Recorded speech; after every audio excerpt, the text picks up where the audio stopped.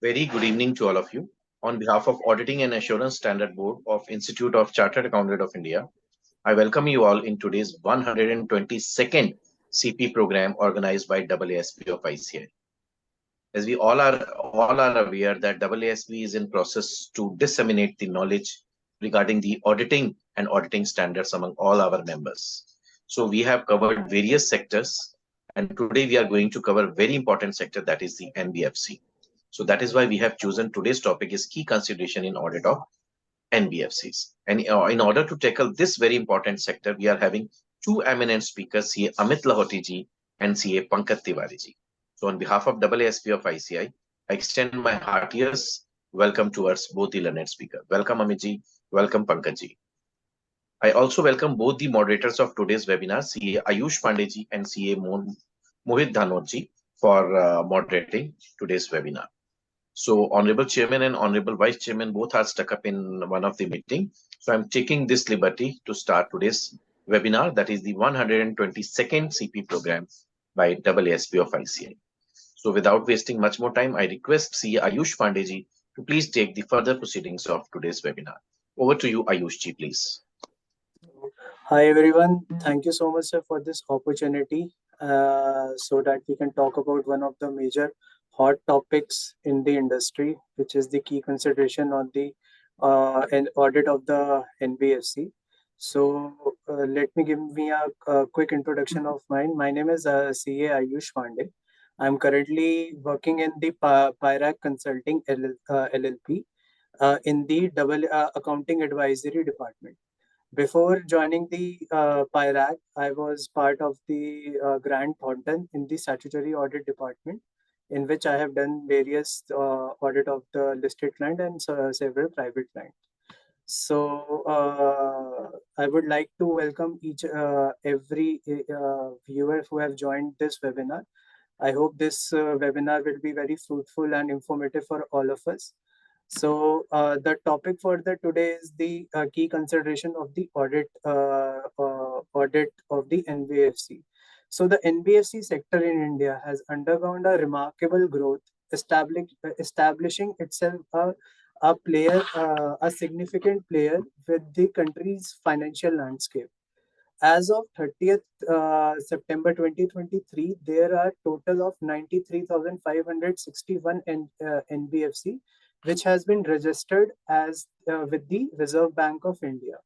Some of the key reasons for the growth of the NBFC in the past few years are the deep demographic and addressable market understanding, wider and effective reach, technology enhancement, and co-lending and government initiative to promote this sector. So the importance, so with the increase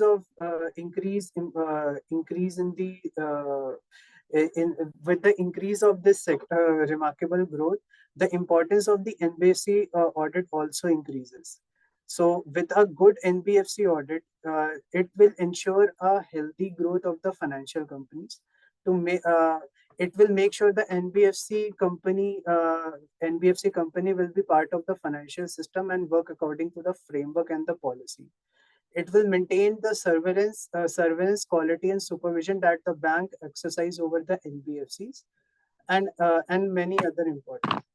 So with this, I would like to invite our first, so I will give the introduction of our guest, CA Pankaj Tiwari ji. So CA Pankaj Tiwari ji is the director in CNK and Associates LLP. He is qualified as a chartered accountant in May 2012. Currently involved in the audit and assurance services along with the consultancy service like due diligence and valuation, etc. Previously, he worked with the BSR and company in the financial service segment. Handles audit under various GAAP like Ind AS, IFRS, US GAAP, and IGAAP of the listed and unlisted companies. He specialized in the audit of the bank, NBFCs, SFCs, and other listed companies. So now I would invite my co-moderator, CA Mohit Dhamodar, to take this forward. Thanks, Ayush. Firstly, many thanks to CA Sanjeev Kumar Singhal ji, Chairman of AASB of ICAI, and CA Vishal Doshi, Vice Chairman of AASB of ICI, for giving me this opportunity of moderating the session. A quick introduction of me. I am currently working in a business risk advisory function of Pirate Consulting LLP. And before that, I have undergone 3 years of articleship experience in Deloitte in statutory audit function. Now, just setting up a context of today's webinar, as Ayush told, NBFCs has undergone not only significant growth in terms of their asset size, but it has also seen a significant transformation in digital by way of digital transformation, and as well as experienced a lot of regulatory changes. Hence, it becomes a key topic to discuss upon. With this context, I would like to welcome another guest speaker of today's webinar, CA Amit Lahoti ji. Amit Lahoti ji is an audit professional with 15 plus years of experience in auditing a lot of NBFCs and other financial services companies. Over this 1.5 decades of his professional experience, he gained an in-depth understanding of the regulatory framework. He got the opportunity to interact with RBI inspection teams on various occasions, which helped him to understand regulators' perspective. He has got significant experience in capital markets. It is an absolute pleasure to have you here, sir.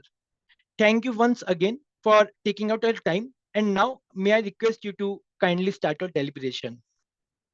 Thank you very much, Mohit. And first of all, big congratulations to Anilji, you and your team on the commendable job of organizing the 122nd session for this council year. Indeed a commendable job. And as Ayush and Mohit have already set the context, NBFCs have literally come a long distance.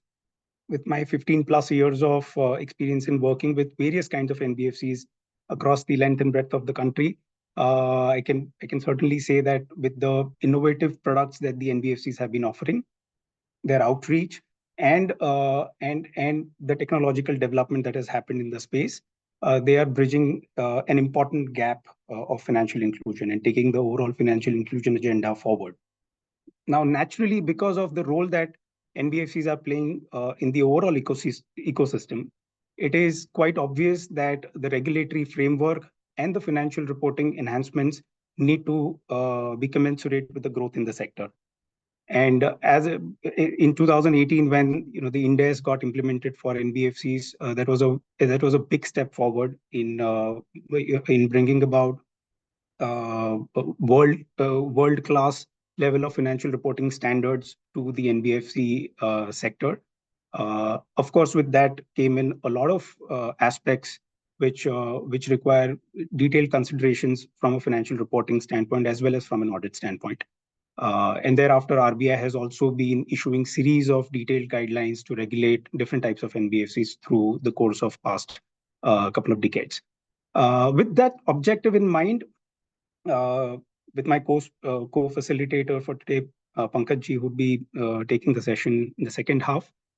We have tried to divide the session into two parts for the benefit of the audience. In the first part, I would try to take you through some of the key accounting and auditing considerations. And in the second half of the session, we'll look more deeply into the regulatory aspects that govern an NBFC and what have been the recent inspection findings, which would be relevant from an audit standpoint. Before we dive into that, of course, there is a lot of context that has already been set, but I would just like to start with this slide. This is a snapshot from information gathered from RBI's website. And the sheer number of NBFCs that we are talking about, we are close to 10,000 NBFCs which are registered with RBI, and of which about 26 NBFCs are deposit accepting, and 500 plus NBFCs which are systemically important. Although there is a large number of non-systemically important NBFCs still operating, but with the overall innovation in the co-lending, digital lending space, it's just a matter of time that more and more NBFCs will come into the fold of enhanced regulatory oversight and financial reporting requirements. As I said, we'll be having a detailed session on the regulatory framework, but this is just to give you a snapshot of how the regulations and the regulatory framework for NBFCs has evolved over the past 2 or 3 decades. If you see, the most amount of activity and action in this regard has happened over the last 10 years, wherein in 2014, RBI came up with the revised regulatory framework, enhancing the reporting requirements through additional disclosures, redefining the threshold for systemic importance. And since then, it has just been a matter of more and more detailed guidelines coming through, regulating various NBFC categories and businesses. That is one point which is quite remarkable, that RBI, as the principal regulator for NBFCs, has always tried to address the specific risks of the NBFC business. And it's not like a one size fits all kind of an approach that RBI has taken. It has always tried to understand the business peculiarities of each type of NBFC and come out with set of regulations which would address those specific risks. That has not only made several operational aspects clearer for the managements of these NBFCs, but it has also provided a more detailed and enhanced financial reporting and auditing guidances.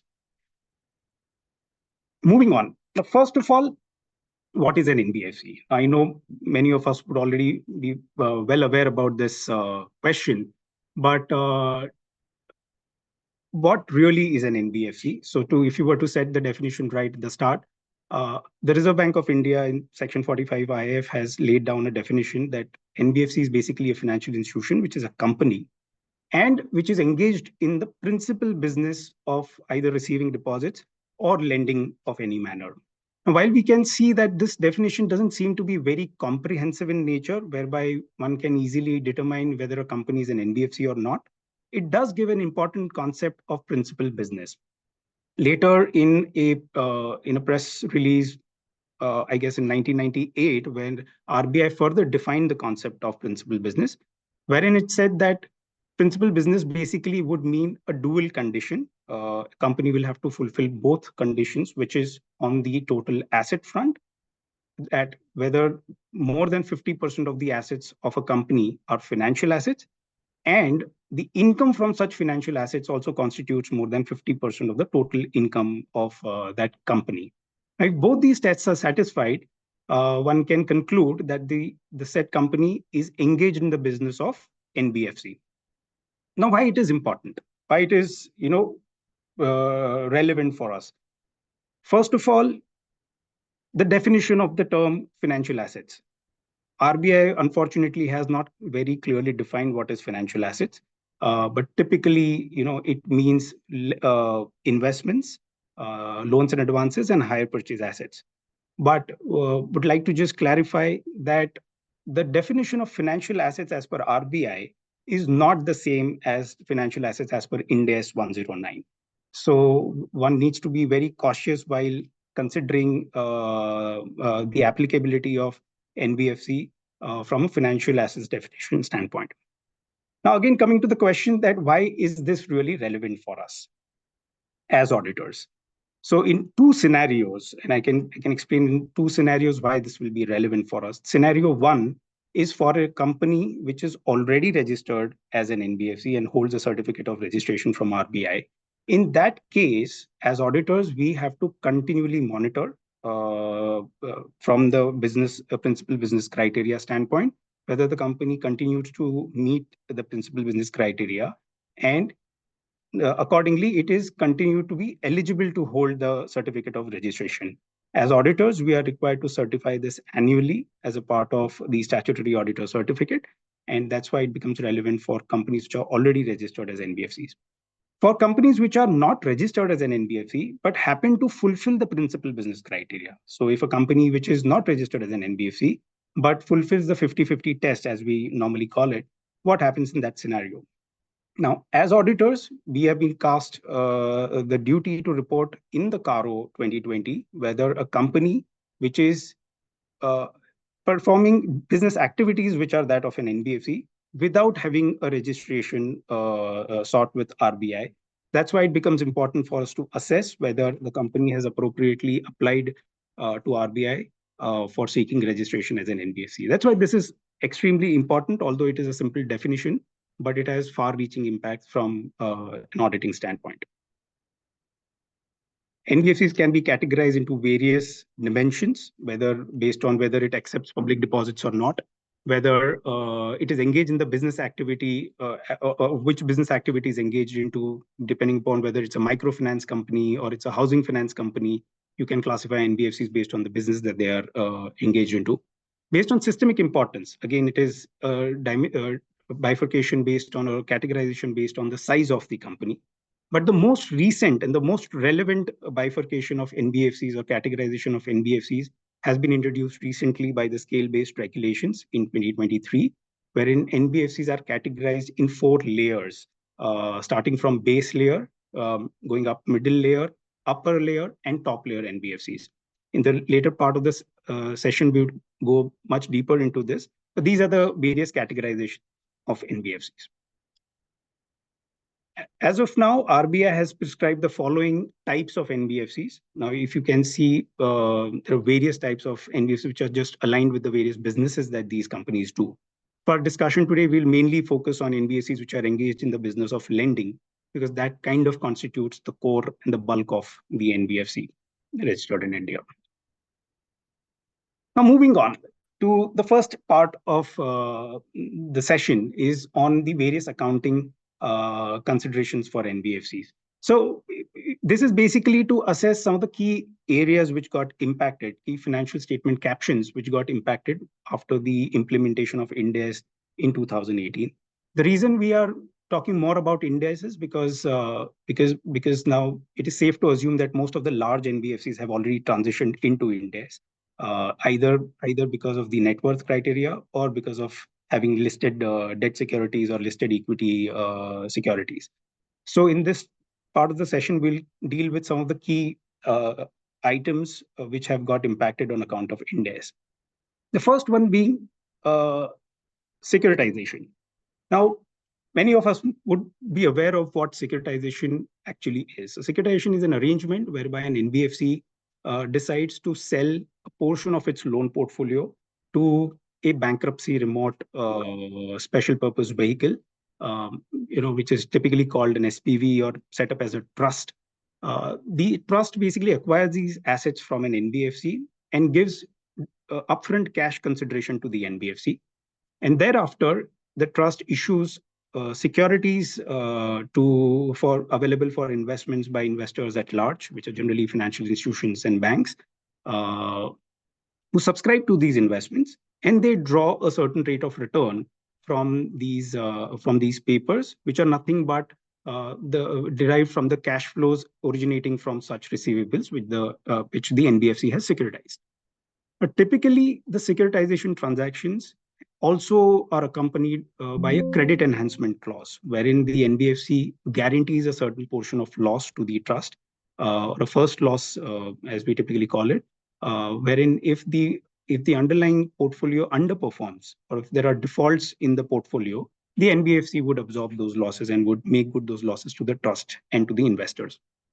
Now, generally, as per the RBI's true sale guidelines, the securitization transactions fulfill the test of derecognition and are allowed to be derecognized from the balance sheet under the erstwhile GAAP, which is the erstwhile Indian GAAP. However, with the implementation of Ind AS, wherein there is a very stringent decision tree or a stringent criteria for derecognition, wherein one has to evaluate whether the NBFC has effectively transferred all of its risks and rewards associated with that asset. That is where securitization transactions do not fulfill the test of derecognition because of the guarantees provided. As a result, the impact in Ind AS, which is one of the key impacts that has been seen after Ind AS implementation, is that all the assets which were securitized as a part of a PTC arrangement come back on the balance sheet of the NBFCs. So if a loan portfolio was considered as an off-balance sheet portfolio under the Indian GAAP, those assets come back on the balance sheet and continue to be recognized as the company's loan assets. And the consideration received from the trust for such securitization gets recorded as or gets recognized as a liability or a borrowing, and a typical borrowing accounting would apply for such liability also. Now, this is one of the key impacts, and with the guidance provided by RBI with relation to Ind AS, there is a very critical aspect that we need to be mindful of how this impacts the capital adequacy calculation. That while RBI acknowledges that maybe from an Ind AS standpoint, these transactions do not fulfill the test of derecognition, and hence the NBFC is required to continue to recognize these assets on its balance sheet. But it has given specific guidance that such assets can still be considered as off balance sheet for the purpose of capital adequacy calculation. However, the credit enhancements provided or the guarantees provided by the NBFCs should be reduced from the tier 1 and tier 2 capital of the NBFC.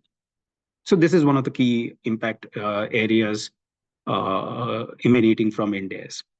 Moving on, direct assignment, a close cousin of securitization, but with a very peculiar differentiation, that in direct assignment transactions, where again, the NBFC transfers some portion of its loan portfolio to another buyer. Of course, it is not through the trust mechanism. It is a direct assignment from the NBFC to another NBFC or a bank. But it does not have any credit enhancement arrangement. The NBFC does not provide any guarantees or does not take into account any risk retention. It is an absolute sale without any recourse on the NBFC. Now, these are transactions which fulfill the test of derecognition under Ind AS 109. Unlike securitization, any part of loan sold by way of assignment can continue to be derecognized from the balance sheet.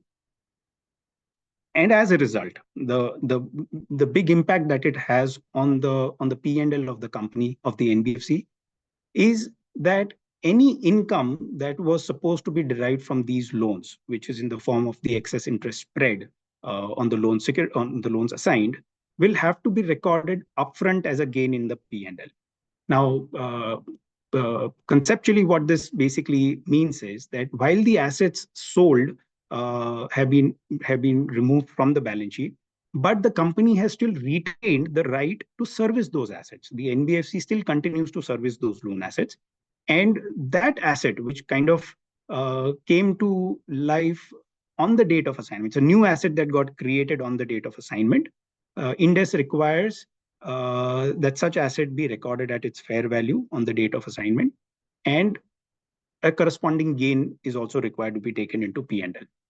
In simple terms, if a 100 rupee asset was assigned and the consideration received towards that was 102, so the 2 rupees gain is to be recorded upfront in the P&L on account of assignment transactions. But again, for the purpose of capital adequacy or net own funds calculation, it is very important that such gain, which is effectively an unrealized gain at the date of assignment, it is only going to be realized over a period of time. Such gain needs to be excluded for the purpose of calculation of your net own funds. And accordingly, such gain cannot be considered in your capital adequacy. That brings us to the important topic of business model assessment. And it is quite correlated with the discussion that we had on assignments, on direct assignments. Now, what is business model? Business model is basically a test, or business model is basically an assessment that the management of an NBFC would perform as regards how the company or the management wants to manage the cash flows emanating from its financial assets. Whether it intends to hold the loan portfolio or the financial instruments till maturity, or they would have an intention to dispose of some part of these financial assets at periodic intervals to realize immediate cash flows, like we saw in the case of assignment. Now, if there is a clear intention of doing large-scale assignments frequently and of a significant amount, then it would raise a question on whether the business model of the company is really just to hold all the loan portfolio till maturity. And if the answer to that is no, which means that no, company has a dual objective. It can either to continue to hold these assets till maturity or even realize some part of cash flows by assignment, then it would not fulfill the test of, it would basically taint the business model and would require the company to reassess the classification of the loan portfolio, changing it from amortized cost to carrying it at fair value through OCI, because there's a dual business model with which the company is operating. and it requires that the NBFC identifies that part of portfolio which is most likely to be sold in future, and carry that portfolio in the balance sheet as at fair value through OCI. Now, one point to note over here is uh, that if the company, due to certain unforeseen scenarios, was required to dispose of a large part of its loan portfolio. So let's say if I were to give an example, in 2018, right after the IL&FS crisis, wherein there was a significant liquidity crunch in the market, NBFCs were not able to raise fresh credit lines from banks. So a lot of NBFCs resorted to liquidating a part of their loan portfolio and generating cash for the business. That kind of a scenario would not trigger the business model assessment because it was one-off and under a very, very specific circumstances that the company had to do that. But if it is on an ongoing basis and as a part of a board-approved business plan, then naturally the company will have to reclassify its portfolio to fair value through OCI. Effective interest rate, as the name itself suggests, is basically an approach whereby an NBFC would classify or recognize the income on its financial assets or the expense on its financial liabilities at an effective interest rate rather than just at the contractual rate. Now, to give an example, if a loan has a loan of 100 rupees carrying a coupon rate of 10% rate of interest has been disbursed by an NBFC, and there was, let's say, a 2% processing fee that was charged to the customer. Now, under the erstwhile gap, the company would record 2 rupees as income on day one towards the loan processing fee, and thereafter record the interest income over a period of time at the 10% rate of interest, which is the contractual rate. However, under Ind AS, it is expected to have a blended approach towards all inflows and outflows, such that you arrive at the effective rate of interest, which will be definitely higher than 10%, and record your income into the P&L over a period of time at such effective interest rate. So in this particular example, your cash outflow on day one was not 100 rupees, it was 98 rupees because you also received 2 rupees from the borrower. So 98 rupees becomes your cash outflow on day zero, and you then plot your inflows for the tenure of the loan, and then arrive at the XIRR or the EIR, and that's the rate at which you would start recognizing your interest income. Similarly, in the reverse way, it would apply even for the borrowings, wherein any kind of ancillary borrowing costs incurred for originating these borrowings will have to be amortized over a period of the tenure of the borrowings. Okay, now moving on to the most talked about and the most deliberated matter for NBFCs under Ind AS, which is expected credit loss. For significant amount of time now, ECL as a concept has been around now for almost 5 years, more than 5 years, but still a lot of aspects relating to ECL remain judgmental and largely driven by the management's estimate and the process through which management elects to implement the expected credit loss model. Now, for us to appreciate the concept of expected credit loss better, let's look at what were the provisioning norms before Ind AS came into being. So any NBFC prior to 2018 was required to create a provision for its loan portfolio using the RBI prescribed norms, which are typically age-based provisioning percentages, taking into consideration the historical or the incurred loss model, wherein you just take into consideration the losses that you have already suffered till the reporting date and provide for those losses. However, ECL, as the name itself suggests, is not just incurred losses, or it's not just about the past losses. It also requires you to look into the future and try to estimate what could be your future losses and provide for those losses as at the reporting date. Now, by the very nature of expected credit loss, it is a very complicated, and as I mentioned, it's an exercise that involves significant amount of judgment, which was not the case in the previous gap. So by definition, it is a probability weighted estimate of present value of the future losses. And credit loss is basically the difference between the contractual cash flows and the expected cash flows. Now, if you were to express this in the form of an equation, ECL is nothing but a product of three elements or three components: the probability of default, which is the PD, uh, the loss given default, and the exposure at the time of default. Now, I'll very briefly touch upon what are these concepts and how these are relevant for financial reporting as well as for us from an audit standpoint. The probability of default is basically a measure, or a measure of the occurrence of default as to what do we how many loans we expect to go into the default category in the future. So the future could be either 1 year or more than 1 year. So that is basically the measure of occurrence of a loan going into default out of a certain pool of loans. So let's say if I have a pool of 1,000 loans, and if roughly I expect 5 of those loans or 50 of those loans to go into default in the next 1 year, I would say that my probability of default is 5%. There is a there's a there's always a debate whether probability of default is to be calculated on count of loans or amount of loans. Now, generally, because it is a measure of occurrence, the most appropriate way is to calculate probability of default on count of loans, because it is just a measure of occurrence. Uh, second second element is loss given default. As the name itself is self-explanatory, it basically is the loss that a company expects to incur after the loan has gone into default. So if it's possible that a loan has defaulted, the customer has defaulted, but that does not necessarily mean that there won't be any recoveries from that customer. There are still chances that because of the collection effort, the legal process that the company undertakes, or if there is a collateral through the invocation of the security, the NBFC may end up recovering some losses. So under the LGD estimate, the company is supposed to estimate how much will be my ultimate loss after the loan goes into default. Now, of course, that also is to be taken into consideration at a discounted value.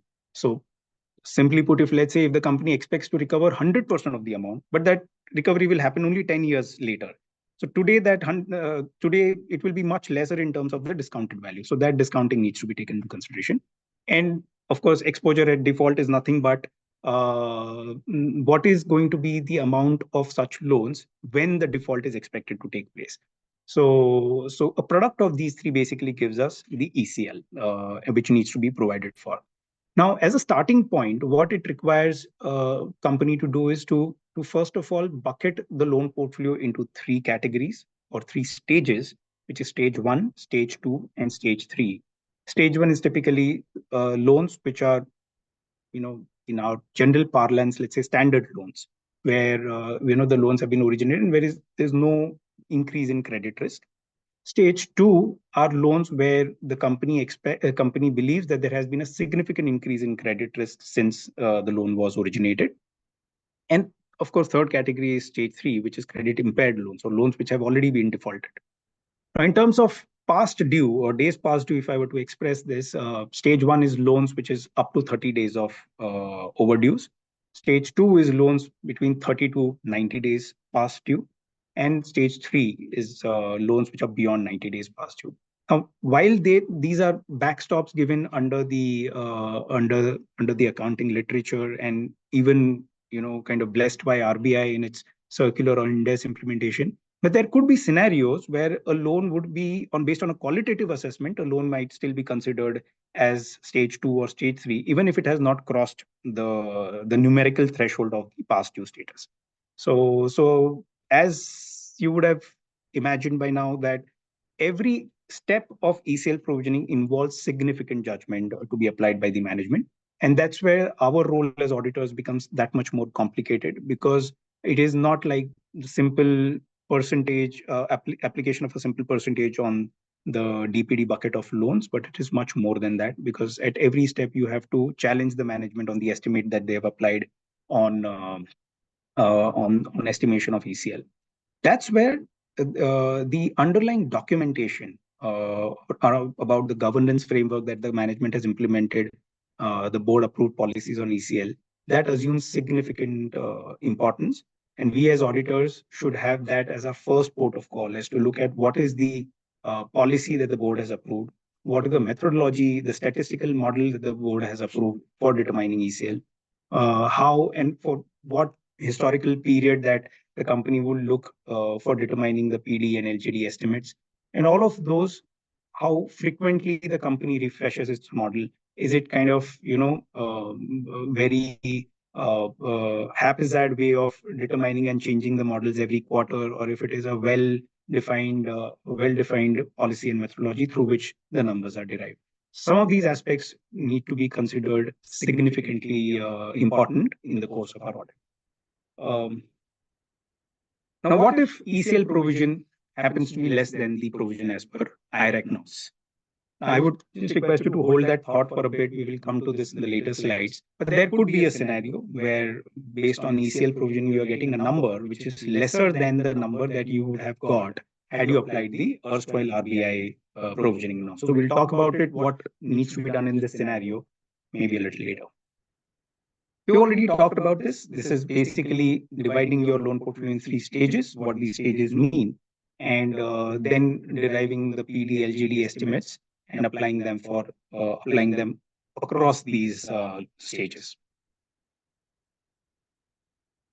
Just to touch upon few more aspects of ECL, which kind of increase the complexity or increase the areas where the management really need to apply more and more judgment. First of all, the first step is to be able to segregate the loan portfolio in homogeneous buckets. If I were to give a very simple example, let's say if there is an NBFC provides personal loans, two-wheeler loans, as well as home loans. Naturally, the risk profile of all these three kind of loans will not be the same. It will be quite different. So one would not expect the ECL provisioning to be done for all three categories of loans together. The appropriate approach would be to first bifurcate these three into different product categories and then determine the PD/LGD estimates. Similarly, within the product also there could be separate subdivision or subcategorization.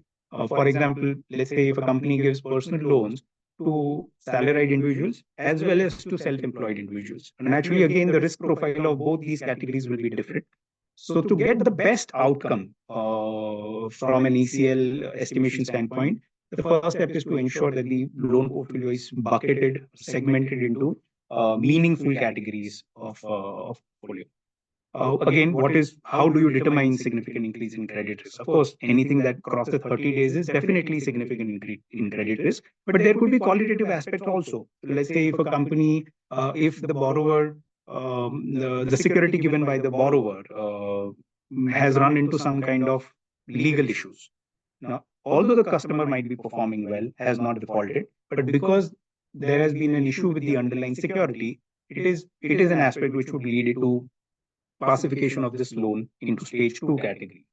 Again, determine probability of default and loss given default in the absence of any past default history. Many companies who don't have enough default history, how do they really determine their estimates for ECL provisioning?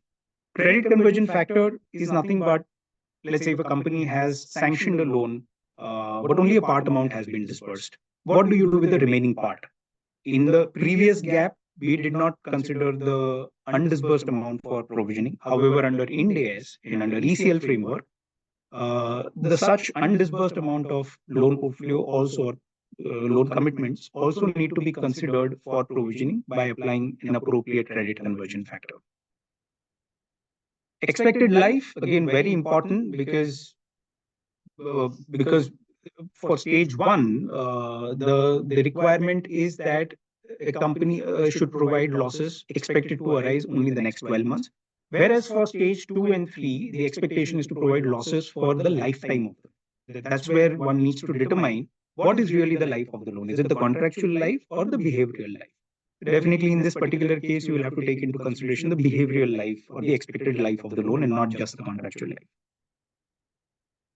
Quickly moving on, these were some of the accounting aspects that have come to light after Ind AS implementation, which have significant impact.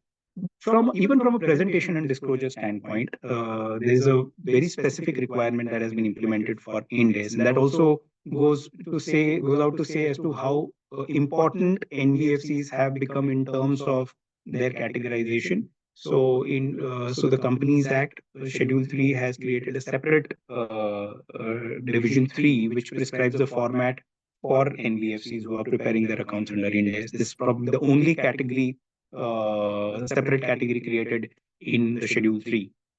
And some of the features of the Division 3 is that the assets and liabilities are no longer required to be classified between current and non-current, but they are required to be classified between whether those are financial assets or non-financial assets, or financial liabilities or non-financial liabilities, keeping in view the nature of the business, the NBFCs.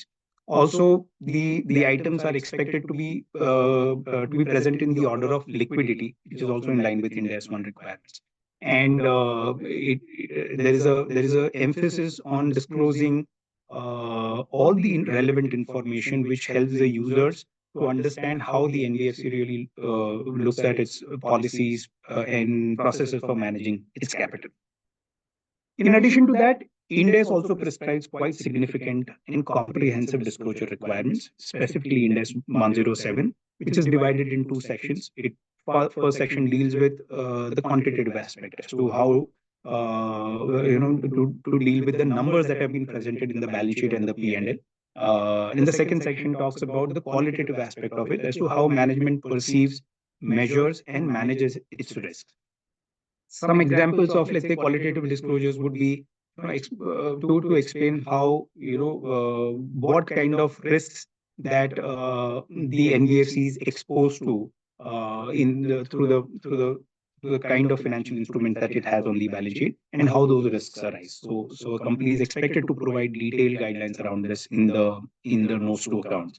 What are the objectives and policies and processes that they have implemented for managing the risk? So let's say if a company has a risk management committee or has a asset liability committee for its liquidity management. So these are the things that would be expected to be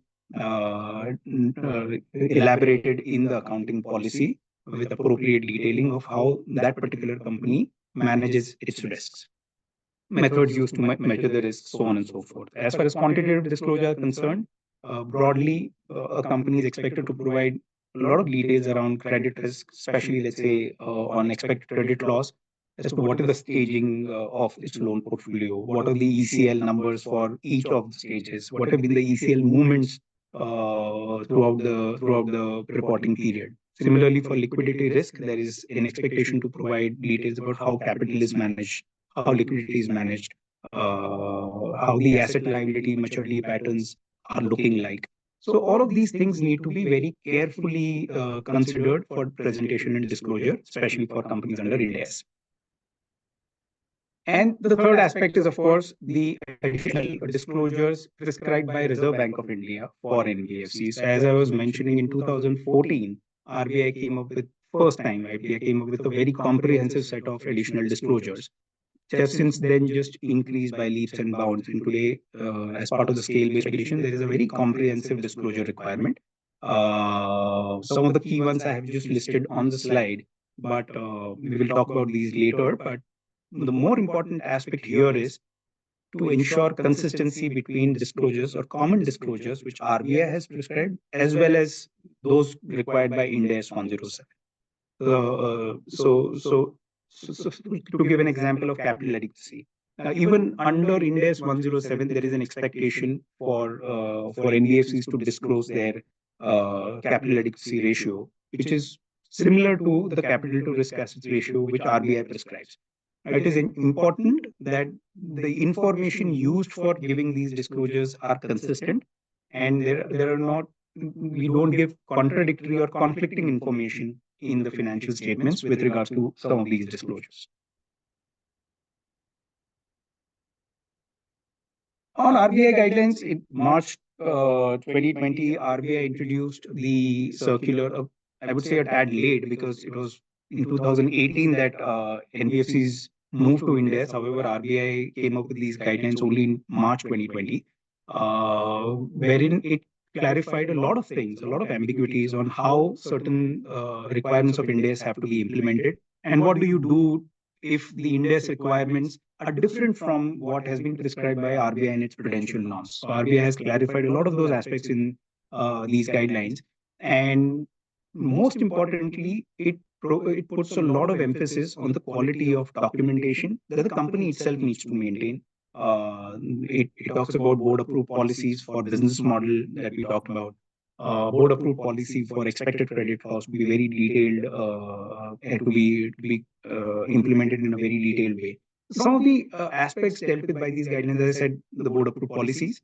Definition of default. Now, this is very interesting because until this circular had been introduced, there was a lot of confusion as to what do you consider as default for the purpose of ECL. Is it the same as prescribed by RBI, or the companies can elect to have a different definition of default? That debate was put to rest by RBI and very clearly articulated that the definition of default used for ECL has to be the same definition as prescribed by the regulation. Similarly, for significant increase in credit risk, it says that if a company, if an NBFC elects to not classify its loans in stage two, even after the loan crosses 30 days past due, the rationale for that will have to be very clearly documented in the audit committee, should be approved by the audit committee as to why the company is not classifying loans in SICR category even after crossing 30 days past due. Prudential floor. So this was the point that I had mentioned in previous slides, that what happens if your ECL provision happens to be lower than the provision as per IRAC norms. So there is a concept of prudential floor which has been introduced through these guidelines, which basically requires the incremental amount to be carried as an impairment reserve by routing it directly through reserves without charging it to the profit and loss account. We'll talk more about this in the later half of the section. And the most important clarification that RBI issued through these guidelines was that all the regulatory ratios and limits are to be calculated using the Ind AS numbers. I remember for those two and a half years, there was a lot of confusion that many companies were using the old GAAP numbers for filing its returns with RBI. Although they, for statutory reporting, for the financial statement, they had transitioned to Ind AS. So that disconnect was addressed by RBI by clarifying that all the regulatory ratios are to be necessarily computed, like net owned funds or your capital adequacy ratio, all are to be computed using the Ind AS numbers and not the previous GAAP numbers. Now, moving on to some of the key audit focus areas. We've dealt with accounting aspects. We quickly go through some of the auditing focus areas for an NBFC. So what are the key considerations? First of all, it is very important to understand the business of the NBFC. And every NBFC in itself will be unique. So a company which is a housing finance company will have a different set of risks, whereas a microfinance company will have completely different set of risks, right? One is a secured portfolio with very high tenure of loans, whereas microfinance being unsecured loans is a very relatively shorter tenure of loans. A lot of these microfinance transactions happen in cash, whereas in housing finance companies and HFCs, most of these transactions will happen through the banking channel. So naturally, given the nature of the business, the risk profile of the company would also undergo a change. And hence, our identification as auditors of the risks of material misstatement will also undergo a change. First step is to understand the business and then identify what are the specific risks relating to the business of that NBFC which you're auditing. Second most important thing is to understand the IT environment and the overall IT architecture of the NBFC. How advanced is the automation for the company, or is it still required to have a significant manual intervention? This has also, in the recent times, become a key focus for RBI in its inspections, wherein RBI's expectation is that the entire process should be automated, whether it is for your loan provisioning, asset classification, even for filing of regulatory returns. The entire process should be automated with minimal or no manual intervention. So naturally, that also adds an important dimension to our audit planning to see how much you can place reliance on the IT systems. Because in a company which processes lakhs and lakhs of loans, very high volume of transactions, you cannot perform or cannot afford to perform manual testing on a lot of these data sets. So it's very important to have an understanding of the IT environment. Assessing the regulatory ratios and limits right at the planning stage. It is possible that when you start with the audit, that time itself you have realized that, let's say, the company's capital adequacy ratio is at the borderline of the minimum threshold. Now, what if there are certain audit adjustments that get posted because of which the net owned funds drops below the regulatory threshold and the capital adequacy ratio also drops below the regulatory threshold? It could have very serious implications, and it may even go up to the extent of having a going concern issue for the NBFC, because RBI may take strict actions for not maintaining the minimum regulatory thresholds. So at planning stage, you evaluate and you continue to evaluate these through the course of audit. Adequacy of provisioning, needless to say, as I said, ECL being one of the most important areas and with high degree of judgment and estimate, it is very important that you evaluate the adequacy of provisioning and appropriateness of loan staging. While if you were to apply the loan staging based on number of days past due, clearly there will be little judgment involved in that. But when qualitative aspects are applied for classification of loans, that's where this aspect becomes very important. Implementation of RBI circular in November 2021. We will talk about it in the later part, but this is the circular which prescribes that NBFCs are required to stamp or track their NPAs on a daily basis, and it's not just a month end or a quarter end or a year end exercise. On a daily basis, they need to identify they track the overdue status of the NBFCs and accordingly classify the loan assets. Very important part from an audit standpoint is to consider the RBI inspection findings, because more often than not, RBI would raise matters which have a direct implication on the financial reporting, or may have reported divergences in the past financial periods, which will have a direct impact on how those items are dealt with in the current period reporting. So we need to consider what are the findings raised by RBI, what are the company's response to those observations, and whether there is adequate visibility of the correspondences between between the company and RBI throughout the year. Customer complaints and whistleblowing matters, again, a source of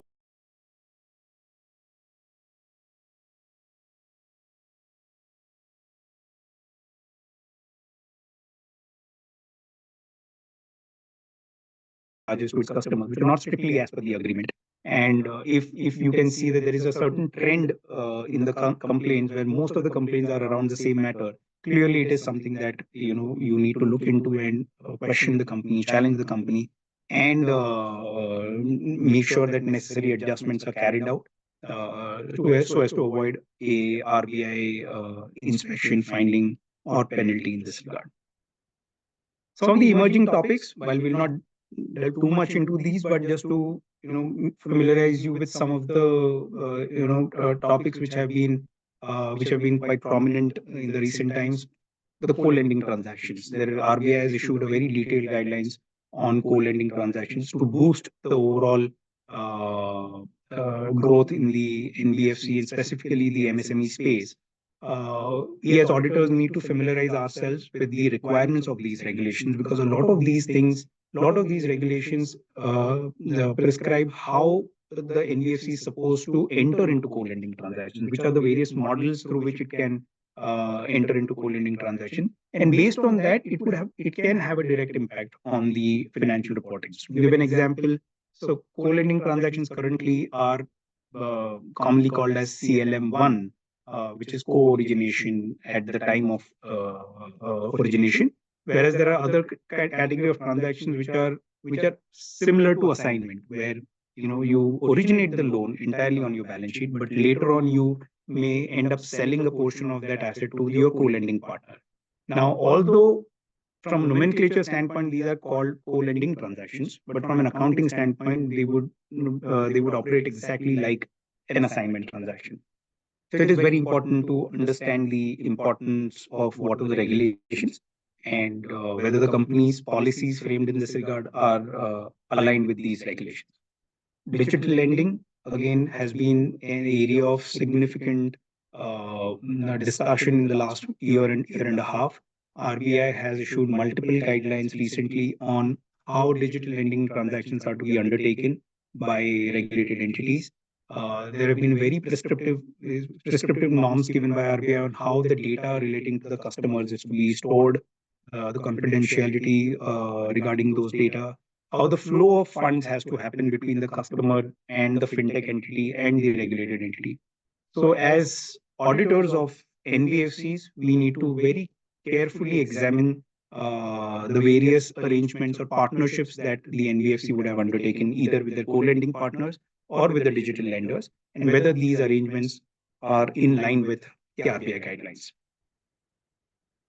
Again, recently, this matter has been in a lot of under a lot of discussion, scrutiny, wherein as a practice, several NBFCs have been giving loans, disbursing loans. However, they've started charging interest from the date the loan was booked rather than from the date when the loan was actually disbursed in the bank account. So RBI has come out with specific guidelines to ensure that interest on the loans gets charged to the customer only when the loan is actually disbursed. So this gives rise to a lot of specific aspects that we need to deal with from a cutoff standpoint, whether the loans presented in the balance sheet as at a reporting date have actually been disbursed before 31st of March. And that's where, while transactions which have been done through electronic mode of transfers, the risk is lower. But where loans are disbursed by checks or through through other than online transfers, it is very critical to examine that the company has in its possession adequate evidence to demonstrate that the checks were actually handed over before 31st of March. These are some of the audit procedures that you would typically perform as a part of control testing. You will have in-depth understanding of the credit and investment policy of the company, because that's the starting point. You would have to have a very detailed review of the credit appraisal memo for loans that have been sanctioned, and whether the loan has been approved by the laid down authorization matrix by people who are authorized to sanction that loan. KYC document should be as per the norm stipulated by RBI. This is very important to establish the existence of the customer, to ensure that it's not a loan given to a fictitious customer. Make a checker control to ensure that the particulars of the loan recorded in the system are in line with the actual documentation in this regard. Then verification of charge creation in respect to this, very important in respect of secured loans, wherein the charge has been appropriately created or not. All kind of audit procedures need to be performed, of course, taking into consideration the validly executed loan documents, and not on the basis of draft unsigned documents. This is to ensure that there is legal enforceability of the loan agreements that the company has entered into. Tracing of actual disbursement in bank account to ensure that the loan has not been booked just by way of book entry, but there is actual disbursement that has happened from the bank to the customer. Again, security for secured loans, it is important to verify original property papers and not just perform your procedures based on scanned copies of these property papers. It's extremely important to ensure that the company is in possession of the original property documents wherever secured loans are involved. Recomputation of the repayment schedule is very important to test whether the appropriation logic built into the system is appropriate or not, as to how the system appropriates an EMI between principal and interest, whether it is as per an appropriate computation logic. These are some of the other tests we've spoken about. Some of these title clearance, credit score, and loan to value ratio. Some of these things are very important to be tested as a part of your control testing.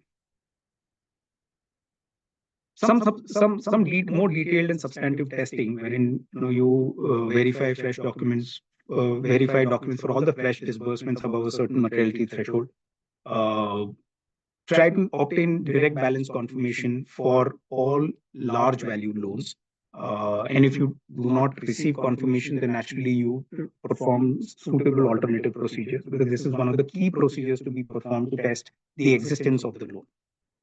Monitoring of charge creation and valuation of securities, whether it is whether all the documents in regards to creation of charge have been appropriately filed with the ROC, and there is evidence available with the company that valid charge has been created in the name of the NBFC, in the favor of the NBFC. Analytical review procedures, this gives you this would provide a very good view of how the loan portfolio has behaved over the last 1 year or the period under audit or review. So things like average ticket size analysis, the more granular you can do it, dividing it at a product level, that will give you a more deeper insight into how the loan portfolio has behaved and where the risk would probably where the risk would have arisen in the course of audit. Yield analysis to test the completeness of income or the appropriateness of the interest income. Because if you're talking about a retail NBFC, which has lakhs and lakhs of loans, you cannot perform an interest recomputation maybe on 100% of the loan portfolio without utilizing high-end data analytics procedures. But yield analysis is one such tool which will provide you a very good comfort on the overall appropriateness of the interest income. Aging analysis, very important to assess the appropriateness of ECL provisioning.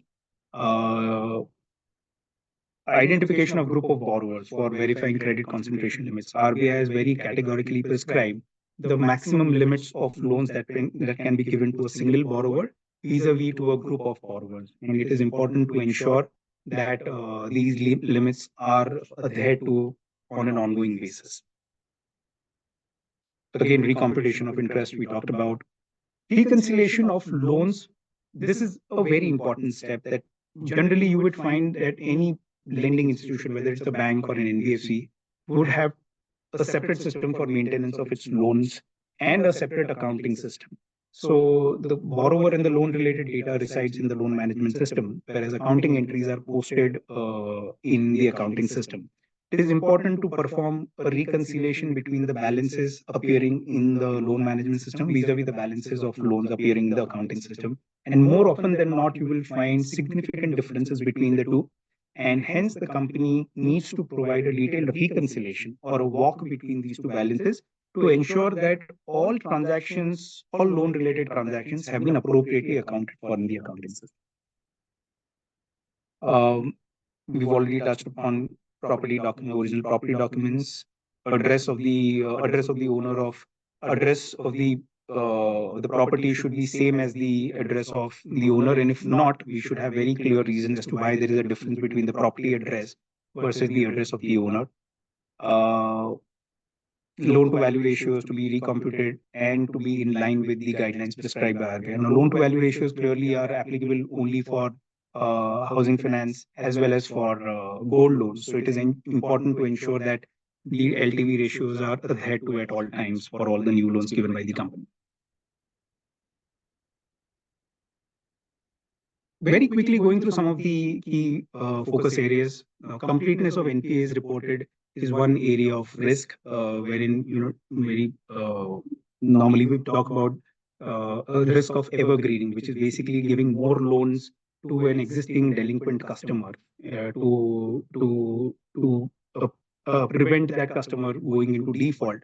So how do you really perform these procedures? So there are various procedures that you can do, like comparing the NPA reports with the loan-wise data directly extracted from system, and you should recompute the days past dues for the NPAs. This will help you understand whether the logic deployed in the system has not been tinkered with for the purpose of determining the NPAs. A lot of focus on data analytics to identify if there have been instances where loans have been foreclosed without receiving money from the customer, only through a book entry if the loan has been foreclosed, and new loans have been given to the same customer. This will be another classic way whereby a company may perpetrate evergreening. So these are some of the analytics that you should perform to ensure that there have not been any foreclosures near the reporting date. Deduplication, to ensure that all facilities of delinquent customers have been classified as NPA as NPA for the purpose of reporting. Again, deduplication, we touched upon that it is a process whereby you ensure that there is a unique customer ID assigned to all the customers so that all the loans given to that customer are linked with that unique customer ID. Cutoff issues we spoke about, that disbursements near the reporting date are to be appropriately accounted for in the relevant period, and there should be enough evidence available to demonstrate that a loan recorded in the current period was actually disbursed before the end of the period. And same goes for collections, that any collections made accounted for before 31st of March were actually received before 31st of March. Again, to ensure, again, coming from the RBI's recent guidelines, that to ensure that no interest is levied until actual payment or encashment of the loan takes place. Now, reporting of liquidity and asset liability mismatches is very critical for an NBFC, that how the NBFC has determined its contractual maturities vis-a-vis the behavioral maturity of its assets. While contractually, a housing finance loan is expected to go for 20 years. However, the behavioral maturity of the loan will be much lesser, and hence the assumptions applied by the management in preparing its asset liability maturity patterns have to take this aspect into consideration. Review of the liquidity coverage ratio, which is again a ratio prescribed by RBI, and there is a specific methodology provided as to how this ratio is to be computed and whether the same has been appropriately reported in the notes to accounts. Ensuring compliance with RBI norms on preparation of ALM, again a very important aspect, also from a going concern standpoint, whether the ALM disclosures have been correctly arrived at, and those also align with the disclosures given under Ind AS 107. So these are some of the points I wanted to cover from an accounting and auditing aspects, conscious of the time, and I would request Pankaj to now take us through the second part of the section. And that I would like to thank everybody for participating, and we'll be happy to take any questions later after the second session. Thank you very much.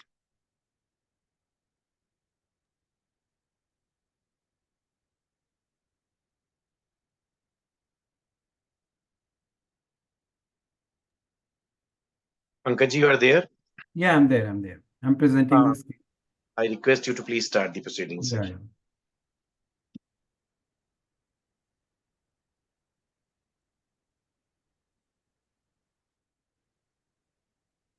So thanks, Amit, and thank you for setting the context and setting the tone of the discussion. And I think you have covered in detail, and you have made my job easy, basically, by covering some of the aspects which we'll be dealing upon in detail. So first part, as Amit has already said, that we have already covered the accounting and auditing issues, and all of you, as you're aware, in case of regulated entities, whether it is a bank or the NBFC or the housing finance company, we always have an additional responsibility towards the regulator. For example, in case of a banks, you have an additional responsibility towards the regulator by issuing a separate report to the regulator in form of a long form audit report. In case of NBFCs also, we have to issue an additional report to the board of director and also some certificates to the RBI, which principally talks about, that the entity has complied with the RBI norms or RBI direction. So what are we going to cover? So this is the theme of my session, my friends, because this is the season of the cricket. So I thought, let me start with the cricket itself. In the cricket, as you have in the test ball, you always have a new ball. The umpire shows you a new ball, and there's a strategic timeout basically to understand that how do we play with the new ball. In similar context, we have a regulator which is very much dynamic, and this entity or this industry, which is an NBFC industry or the banking industry, is also changing its rule of the game. And when there is a change in the rule of the game, as an auditor, we also need to re-emphasize, or we also need to replan our work, that how do we address these challenges. So I'm gonna, and just to put the context, I'm just gonna cover these 5 to 6 points which is there on the slide. I will just briefly touch upon the key regulatory framework which are applicable to the NBFCs. Amit has already covered some of them. I'll try to just expand on that. the key issues which are coming in verification of the compliances with the regulatory guidelines. This is the one of the important aspect, my friend, which I would like to spend some time. There are some recent RBI actions which have been taken on the NBFCs, because as it is saying that it is always better to learn from the mistakes of the other rather than committing the mistake by yourself. So we will look at some of those aspects. We will look at the NAFRA inspection which has happened for some of the NBFCs. What are the issues which have been identified this NFRA, and can we take some clue from there and improve upon our audit process, and some of the key risks highlighted by the RBI in the NBFC space.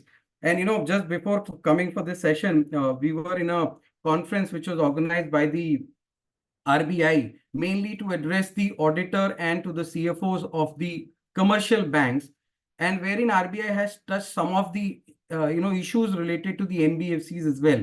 And our presentation, which I have just put it on the screen, covers some of those issues. So I will specifically touch upon that, which are the pain points that the RBI has highlighted, which as an auditor we should be aware about it. All of you are aware about it, that the way the RBI used to act in the past and the RBI is acting now, it's a complete shift. We have seen the RBI shifting from a reactive approach to a proactive approach. I think they've learned from the past mistakes or the past issues which were there in IL&FS, DHFL or Shrey Group entities. So it is important for us also to become a proactive rather than becoming a reactive, and we'll touch some of the issues which are there. And second issue, this is first time we are witnessing to it, that there's a zero tolerance by the RBI on the lapses by the regulated entities. You would be seeing that the RBI has gone much beyond the monetary penalties, which was earlier the case. Earlier they will levy 5 lakh, 6 lakhs, 10 lakh rupees penalty on the regulated entities and move ahead. However, you see the instances, just naming a few, like Paytm Payment Bank, IAFL, JM Financial. Yesterday, yesterday the RBI cancelled the registration of 2 of the NBFCs due to non-compliance of the regulatory guideline. So, the approach of the RBI is completely changing, and so as to the approach of the auditors as well. And I told you that, the inspection of the RBI, I'm sure Amit and everybody who is doing the audit would be interacting with the RBI SSMs on a quarterly basis or at least on an annual basis.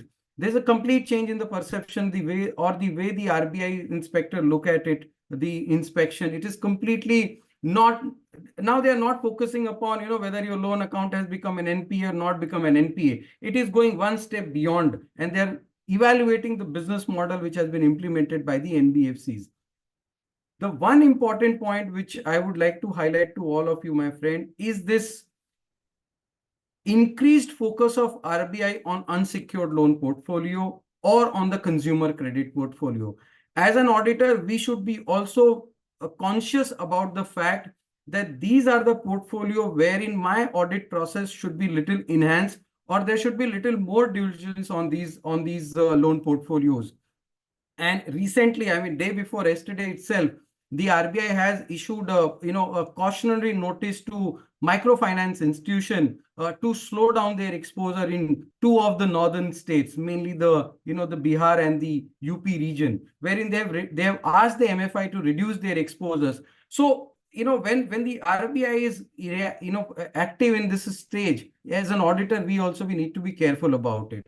And interaction with the statutory auditor, we all are aware that now the stand of the audit, the RBI has shifted more on the focus on the quality of the data with the companies providing it to you, or reporting on the new areas. My last interaction with the RBI SSM, when we have done it in case of one of the NBFCs, was that how have you evaluated the new reporting requirement when I'm sure all of you are aware about when the revised reporting requirement on the increased RWA came into the picture, wherein the risk weight asset on the consumer credit was increased from 100% to 125% for CRAR computation. So why this slide was required, my friend? This slide was required so as to give you a perspective that there is a regulator. It is not like a Ministry of Corporate Affairs.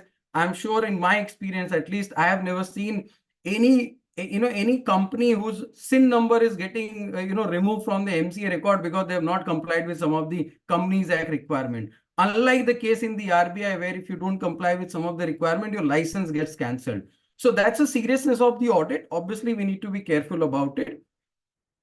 This is the overall regulatory framework. I'm sure all of you have done the audit of NBFCs. I'm not going to repeat it again. There is a scale-based regulation which is issued by the RBI. We have a Companies Act also. We have a SEBI LODR. If your NBFC is listed, whether it's a equity listed or a debt listed, you have a LODR requirement. We have various RBI master direction or the instructions which as an entity somebody need to comply with it. You have a Reserve Bank of India Act which gives us a direction that what is an NBFC, how do you compute NOF, so on and so forth. So if you have to look at it, this is all regulatory framework which are applicable to the NBFCs. Again, just for sake of repetition, as Amit has already explained in the first session of our presentation, that what is the NBFC has been defined under the 45 IF of the RBI Act, and it says that you receive deposit, you lend the money, you become an NBFC. And you should not commence the NBFC business unless and until you are registered with the NBFC, unless and until you are registered with the RBI. And in 1999, as Amit had mentioned in the beginning, in 1999, there was some ambiguity with respect to that, what do you call as a principal business? So as expected by the RBI, they put a monetary threshold to the principal business criteria. And they very clearly said that if your financial assets are crossing more than 50% of your total asset, you are one of the condition is complied, and if your income is crossing more than 50%, your second condition is complied. And if both these conditions are complied, you are an NBFC. And as an auditor, I need to evaluate all these conditions on every given date. On every balance sheet date, I need to evaluate whether the company is complying with these both the conditions. And if the company is not complying with both the conditions, how is the company carrying out an NBFC activity? One of the important points which all of you should be aware about, and I'm very sure most of you are aware about, is in 2012, the RBI came out with a clarification that when you are computing the the financial asset category, the fixed deposit which you have placed with the commercial banks, etc., cannot be treated as a financial asset. The purpose of this circular or the purpose of this clarification was, my friend, that as an NBFC, you can't just say that, okay, I have placed the money in the fixed deposit and I'm earning certain interest out of the fixed deposit, so I am carrying out a financial activity business. That's not the case. The RBI very clearly says that if you have just placed your money in the fixed deposit, that is not an NBFC activity. You should do the NBFC activity which has been listed in the RBI Act, which is you should lend the money, you should accept the deposit, so on and so forth. And when you are computing for your purpose of your certification, when you are computing your financial asset, just make sure that the fixed deposit with commercial banks are not included in evaluating the 50% criteria. So I just wanted to bring that point. And as we said, that is the definition of financial asset. It is there in the AS 26 by way of a footnote. It is there in the Ind AS 109 also, wherein the definition of financial assets are given. And as I said, every year as an auditor, I need to report upon whether the entity, which is an NBFC, is complying with this principal business criteria and whether they can continue the certificate of registration. So there's a specific reporting requirement, which I will discuss in detail in the evening, in the later part of my presentation. Now, 3-4 key issues, which I just want to highlight based on my practical experiences, that when this entities move to Ind AS, basically, as you all are aware, I can move the financial asset through FVTPL, through FVOCI, through amortized cost. Now, one of the important criteria was that whether, if let's suppose you have fair valued certain asset through FVOCI, which is obviously not considered for the purpose of determining my taxation, because the tax is separately computed on that part. It is not considered for the purpose of my EPS calculation. Whether this fair valuation gain, which I've recorded in my OCI, whether this should be considered for the purpose of determining the 50-50% criteria. So whether the total income should be total comprehensive income, or the total income should be only restricted up to the PBT level, or the income which is determined for the EPS purposes. I think the consensus stand which has been taken across everywhere is that it is only up to the PBT level. That means only the total income need to be considered and not the total comprehensive income. So please look at these aspects when you are evaluating the principal business criteria. Sometimes, it will be 49%, 48% without considering the OCI. The moment you consider 50, OCI, it goes beyond 50%. So what do you do? Whether to consider OCI, not to consider OCI. So primary view is that it should not be considered and should be only restricted up to the profit or the income which is disclosed in the profit and loss account, which is considered for the purpose of EPS. There are certain non-NBFI activity, where in remote situation, your principal business criteria gets met. So let's suppose you had sold certain shares and you had got certain huge income during a particular year, or in certain year due to some exceptional situation, your financial asset has crossed more than 50% of your total asset. I have no intention to get on into the NBFC activities, etc. Now, as an auditor, how do I report upon? As an auditor, how do I comment upon it? So I will show you one of the illustration, because now what has happened, I need to report upon in the CARO, and some of the places we have seen that auditors giving an emphasis of matter. Now, if the entity has crossed 50% criteria only because of some non-routine transaction, and the entity has no intention to carry out such activity in the future, there should be a specific reporting in the notes to accounts. There should be reference in the CARO if it is applicable, and also in the matter paragraph, an auditor can draw the attention.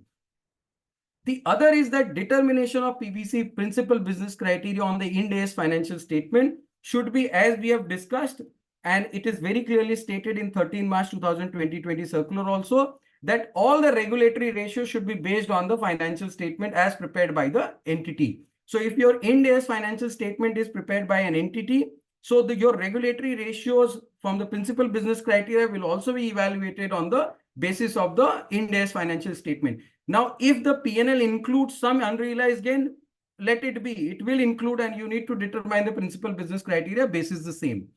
Now, sometimes it becomes very important that a lot of these NBFCs sometimes have some fee income also. Now, whether the fee income should be part of my income from financial asset or income from the principal business criteria, that also need to be evaluated. If it is directly linked to your principal business, which you are carrying out, it will be considered for the purpose of your principal business criteria. If it is not, it will not be considered for the principal business criteria. So these are some of the issues, my friend, but as an auditor, whenever you are looking at from the principal business criteria, because you will be certifying it in your special report to the board of director, one should look at it.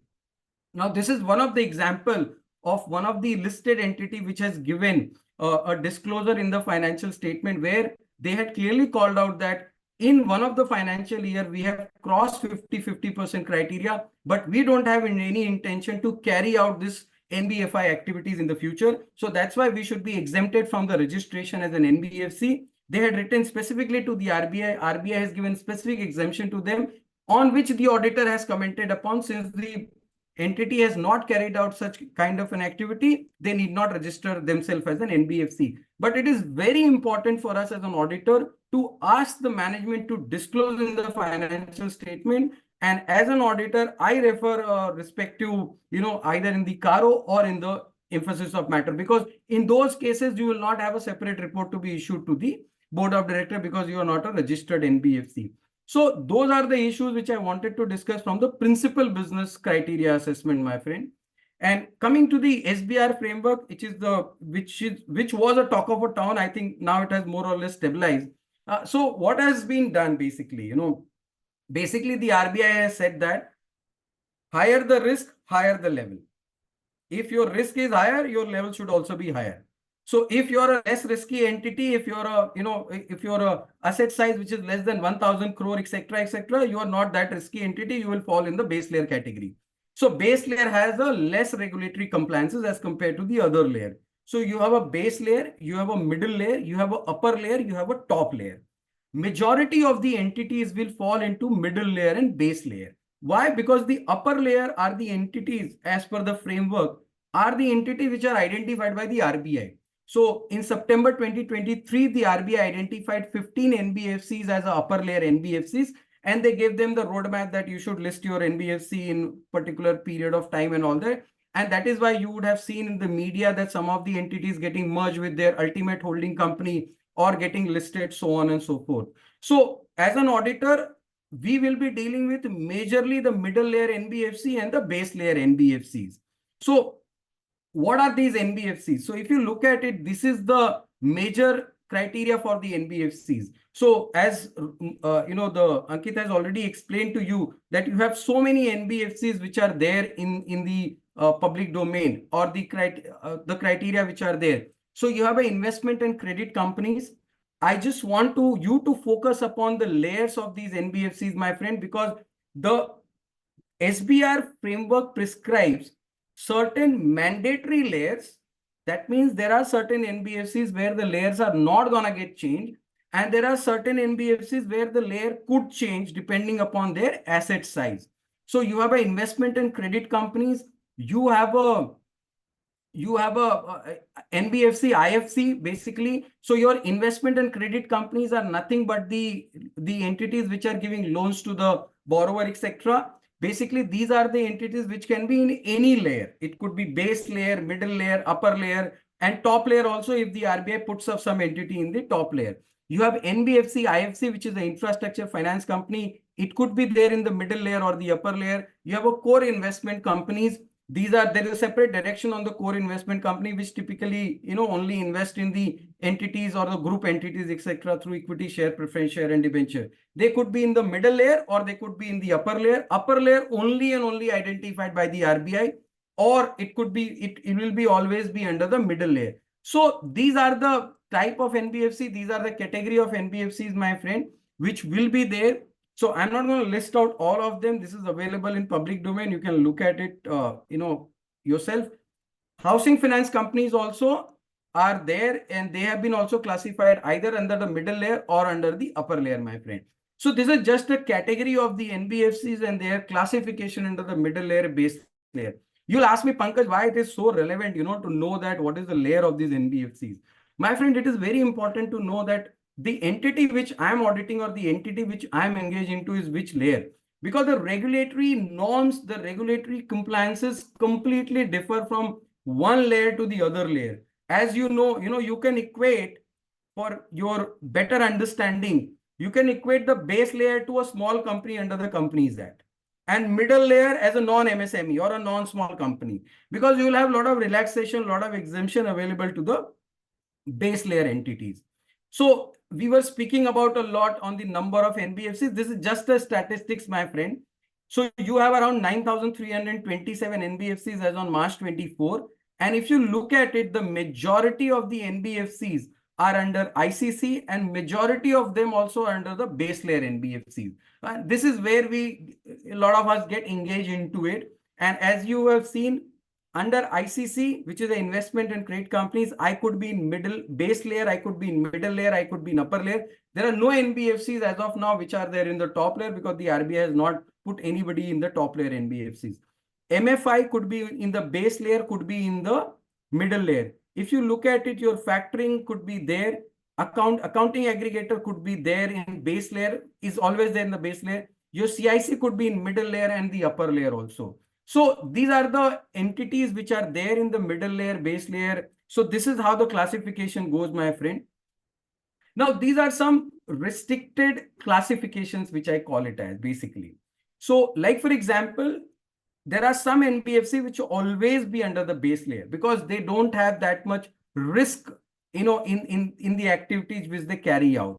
P2P lending, NBFCs which are account aggregator, entities who do not interact with the customer or not accessing to the public funds. So the compliance requirement for them will be limited as compared to the other. Now, standalone primary dealers, which are SPDs, we call it as, will always remain in middle layer only, because the regulator wants them to comply with some of the specific regulatory requirements. So they always be under the middle layer. Now, NBFC, deposit taking, CIC, IFC, and HFC will be there in the middle layer, or they could be in the upper layer also. So this is how, my friend, and NBFC, ICC, NBFC, MFI, Factor, and everybody could be there in any layer, my friend. So as an auditor, I should be aware about that my entity is falling into which layer, so that I can comply with the regulatory requirement. And just to tell you all, there are two places where there is a graded compliance or a progressive compliance has been indicated by the RBI. So if you are an investment and credit companies, the NOF requirement was 2 crore, which has been asked to increase to 10 crore by 2027.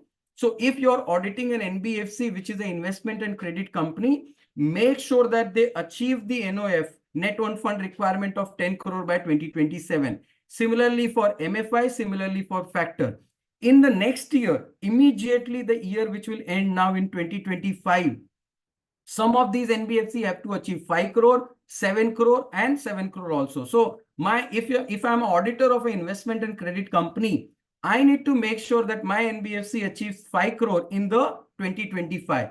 And if they don't achieve this NOF requirement, there will be consequences on the reporting requirement as well, basically.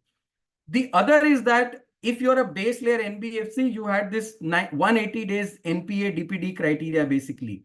Now that has been reduced, and now that is in progressive manner that will be brought to 90 days so that you become comparable with the other NBFCs. In the current year, the requirement was 150 days overdue date. What do you mean by that? If an account has not paid you or the account is 150 overdue date, the account will become an NPA. This progressively need to be reduced to 90 days by 2026. So what has happened? The SBR has given some relaxation to these base layer NBFCs or to the smaller NBFCs so that they can comply with prospectively or progressively in fact. Now, there are 2 points which I want to highlight in the SBR framework, my friend, which very important, very critical, often missed out. One of the clauses and there was a specific RBI circular on it, which was issued by the RBI. That one of the criteria is that, let's suppose you have 5 to 6 NBFC in a group, basically.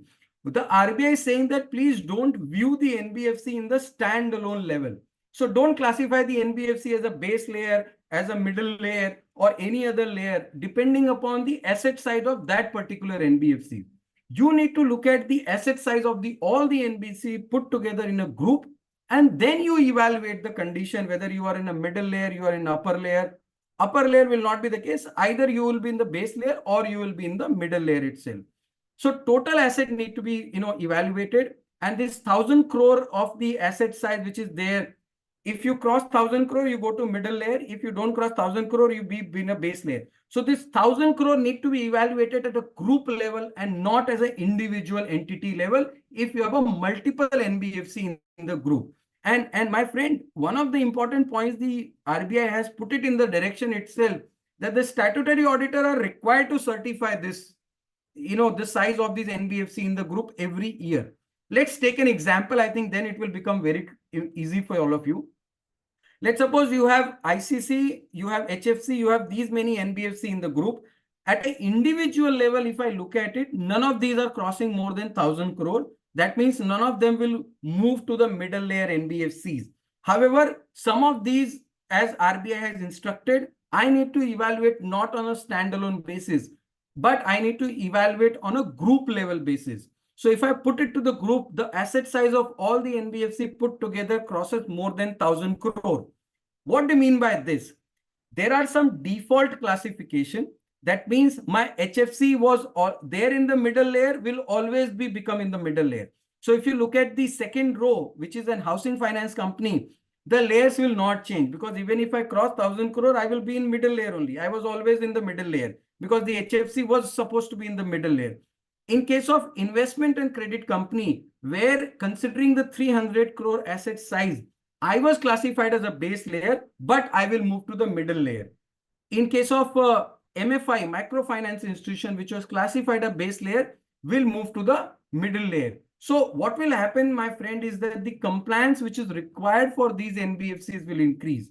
And therefore, when I'm auditing a particular group, or I'm auditing a large group which has a multiple NBFCs, we need to make sure that we are evaluating these criteria of base layer and middle layer, at least the middle layer main one, at a group level and not at an individual entity level.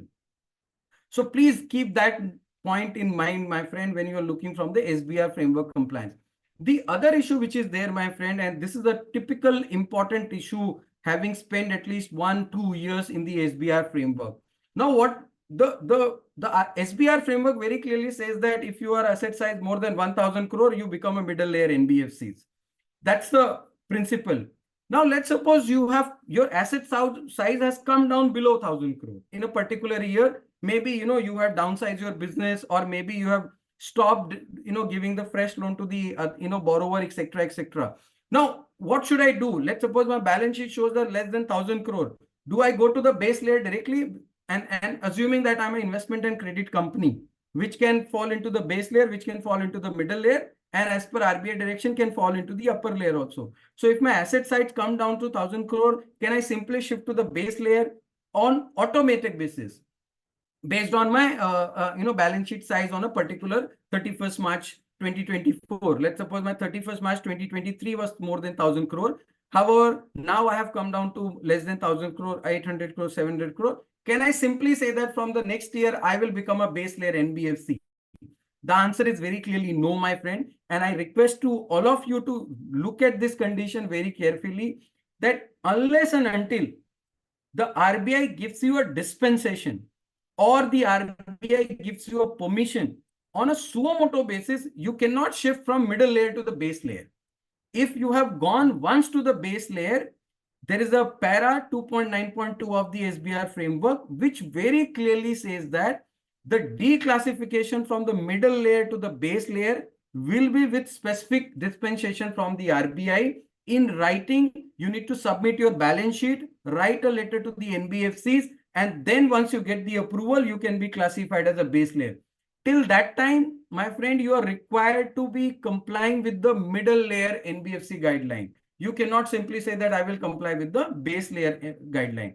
So till now, my friend, three important points what we have discussed. We have discussed the issues in the principal business criteria. We have discussed the issues of the multiple NBFCs in a particular group to determine the middle layer NBFCs. We have discussed if my asset size comes less than 1,000 crore, what do I do? Do I simply classify myself as a base layer? So till now, three key points we have discussed. And that's what I wanted to discuss from the SBR perspective, my friend. Now coming to the IRAC norm, which is a very critical and very important provision. Because I'll tell you, my friend, I mean, your financial statement is prepared as per the ECL model. But as we have said, there's a prudential floor which has been kept, that your provision cannot go below the IRAC norms requirement. And if you see the penalty orders, are still coming on wrong classification of the NPA account. So it is still a serious matter as far as the RBI is concerned. There was a drastic shift specifically for the NBFCs, and I'll tell you why. There was a drastic shift when this November 2021 circular came in, which required the NBFCs, the HFCs, the banks to classify the accounts as an NPA on a daily basis.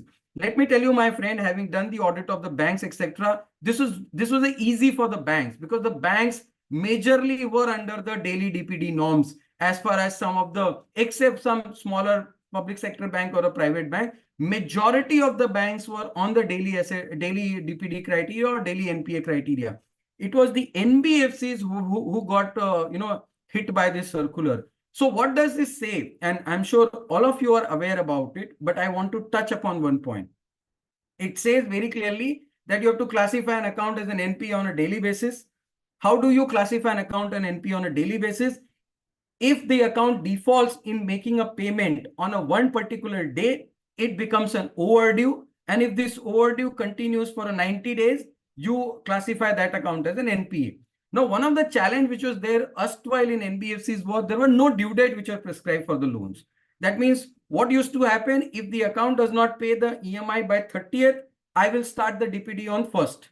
There was no, for all accounts, the due date was 31st of the particular month or the 31st of the particular quarter. This circular required the NBFCs to put a particular due date for the loans so that you can classify the account on a daily basis. One of the important point, which I'm very sure still some of the NBFCs are missing, is that you can upgrade an account to a standard account from an NPA account only if that account has paid the entire arrears.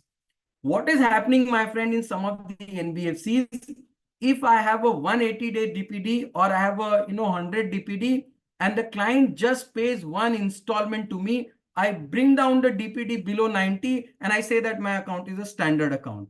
That is not the case. After 2021 circular, my friend, if as a let's suppose Pankaj Tiwari is a borrower and he has defaulted in 3 installment basis which I have classified my account as an NPA, I have to pay all 3 installments to get upgraded to standard account. You cannot simply say that, oh, I have paid 1 installment, now the DPD is 60 and hence the account is not an NPA. This was a major change brought by the RBI. This was there in the bank, brought by the RBI in the NBFC regime also. So please make sure that the NBFCs which you are auditing is complying with these conditions, my friend, because as an auditor, all of you are aware about in the board of directors report, you are writing that the NBFC has complied with the prudential norm guidelines, basically. So unless and until you are very certain about it, please check it that the compliance is as intended by the RBI and not just as interpreted by the NBFCs. The second point which I want to highlight is that as you are aware about, the 90 days norms will be applicable for March 2026. Mainly this is for the base layer NBFCs. The standard asset provision norms are different. It is 0.25 for the base layer, 0.4 for the middle layer, and different percentage for the different in akin to the bank for the upper layer NBFCs. So my takeaway for the 2021 circular are 4 to 5, my friend. One is that please make sure that your NBFCs have identified the due dates for the particular loans. And if they have not identified the due dates for the particular loans, how are they computing the defaults? Are they simply saying that all the loans are due on the 1st and overdue on the 30th? If that is the case, that should be written in the loan agreement as per the same circular itself. Again, the second point, the daily identification of an NPA, which I spoke to you about it. Still, some of the NBFCs are identifying NPA on a weekly basis or a monthly basis.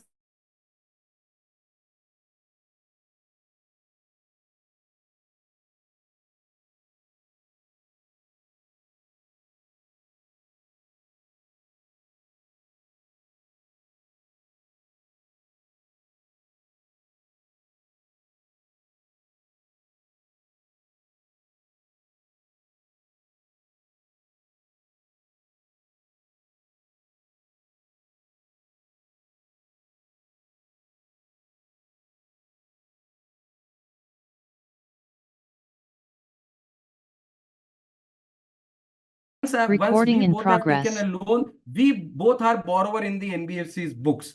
So if the loan account is becoming an NPA, Pankaj and Mohit both are NPA. Both should be classified as an NPA. So let's suppose Pankaj has an additional loan with the same NBFC, a LAP loan, a personal loan also. Whether the NBFCs are classifying the personal loan also as a NPA or not, that is what we need to check very carefully. Because what is happening, my friend, in majority of the banks, this is not getting classified. That means in my example, if there is a borrower A, they have taken a LAP, the loan becomes an NPA, the borrower B is not getting classified as an NPA. Only the primary borrower, as per the loan agreements, are getting classified as an NPA, my friend. Please pick up this issue if it is there in your cases. If it is there, very, very important issue. And you can go and do a research. Some of the private banks have already started doing this account as an NPA. That means classifying B also, the personal loan also as an NPA and making the provision on those ones which was not done earlier. And classification, as I've told you, so pick up this issue, my friend. This is a very important issue and just see that what your NBFC or what your entity is doing. Another important point is that classification in the stage 2, stage 3 is based on DPD norms. That means if let's suppose there was 100 DPD which was outstanding, the borrower has paid something and it comes back to 60 or 80 or something like that, my stage 2, stage 3 will change because that is completely driven by the DPD criteria. However, when it comes to the computation of gross NPA ratio and net NPA ratio, my NPA will always remain unless and until the entire arrears are recovered. So the account may come to stage 2, but the account will still remain as an NPA as far as the RBI reporting is considered. And the relevance of these GNPA and NPA norms are, my friend, that you have a prompt corrective action plan by the RBI, which has put up by the RBI some 1 or 2 years back. And the the prompt corrective action plan is not applicable on ECL provision. It is applicable on the NPA, the GNPA and NNPA numbers. And that is why it is very critical and important for us. And any non-compliances, my friend, if you identify in any of the above points, which I've just discussed with you, as an auditor, it is my responsibility to report this to the board of directors in the additional report, which I will issue to them. Very simple example I wanted to put out to all of you, and this is a practical cases which I'm discussing with you all. I have dealt it with practically. Let's suppose you have given a term loan facility, an NBFC, ICC, I'm an investment credit company. I have given a term loan facility to ABC Limited. The ABC Limited is into the commercial real estate business. They are, developing some mall, or they are developing some real estate projects, so on and so forth. Majority of these NBFC give the loan only to fund the capital funding, basically. And majority of the loan are GCP loans, general corporate purpose loans, which are there. I mean, I may not have given the loans for the purpose of construction, etc. I don't have any charge. I might have charge on some other project or on some other property. Now, what has happened? This project has been suspended from 2023, June 2023. What happens that this guy, the ABC Limited, comes to the NBFC, makes an application and says that all of you might be aware about, there is some concept called extension in DCCO, which means date of commencement of commercial operation. If I was supposed to complete a project on a one particular day, and if I'm not able to complete a project on a one particular day, my project can be extended, and RBI permits to extend the terms of the repayment also without downgrading my account as an NPA. Now, this is there in NBFC, this is there in the banks, everywhere this kind of exemption is available. But I would like to highlight to you one issue, that you can extend the loan terms under these guidelines of DCCO if your original loan was given for the purpose of construction of that property. If you have given a loan, which is a general corporate purpose loan, having no linkage to the construction of property or commencement of operation, you cannot take a pretext and say that since the company has not achieved its DCCO, I will extend the loan and I will give them the benefit. So my simple point to all of you is that if you are auditing a project loans, and please bear in mind, there are many NBFCs which gives project loans to the commercial real estate or to the builders, etc. Please make sure that whenever they are extending any repayment terms, please smell it from the perspective of classifying them as a restructured advances and downgrading to NPA. You should evaluate it whether they have complied with the terms of restructuring.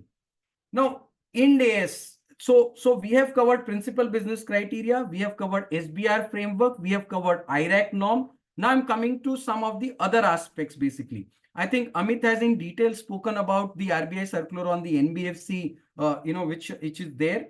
And I would just repeat some of the issues. That means you have to compute the NPA provision requirement as per the IRAC norm, considering November 21 circular, considering the February 22 circular, considering the SBR framework, and arrive at a particular number. Compare it with your ECL number. If your ECL number is higher than this, no issues. But if your ECL number is not higher than this, then I need to create an impairment reserve in the financial statement.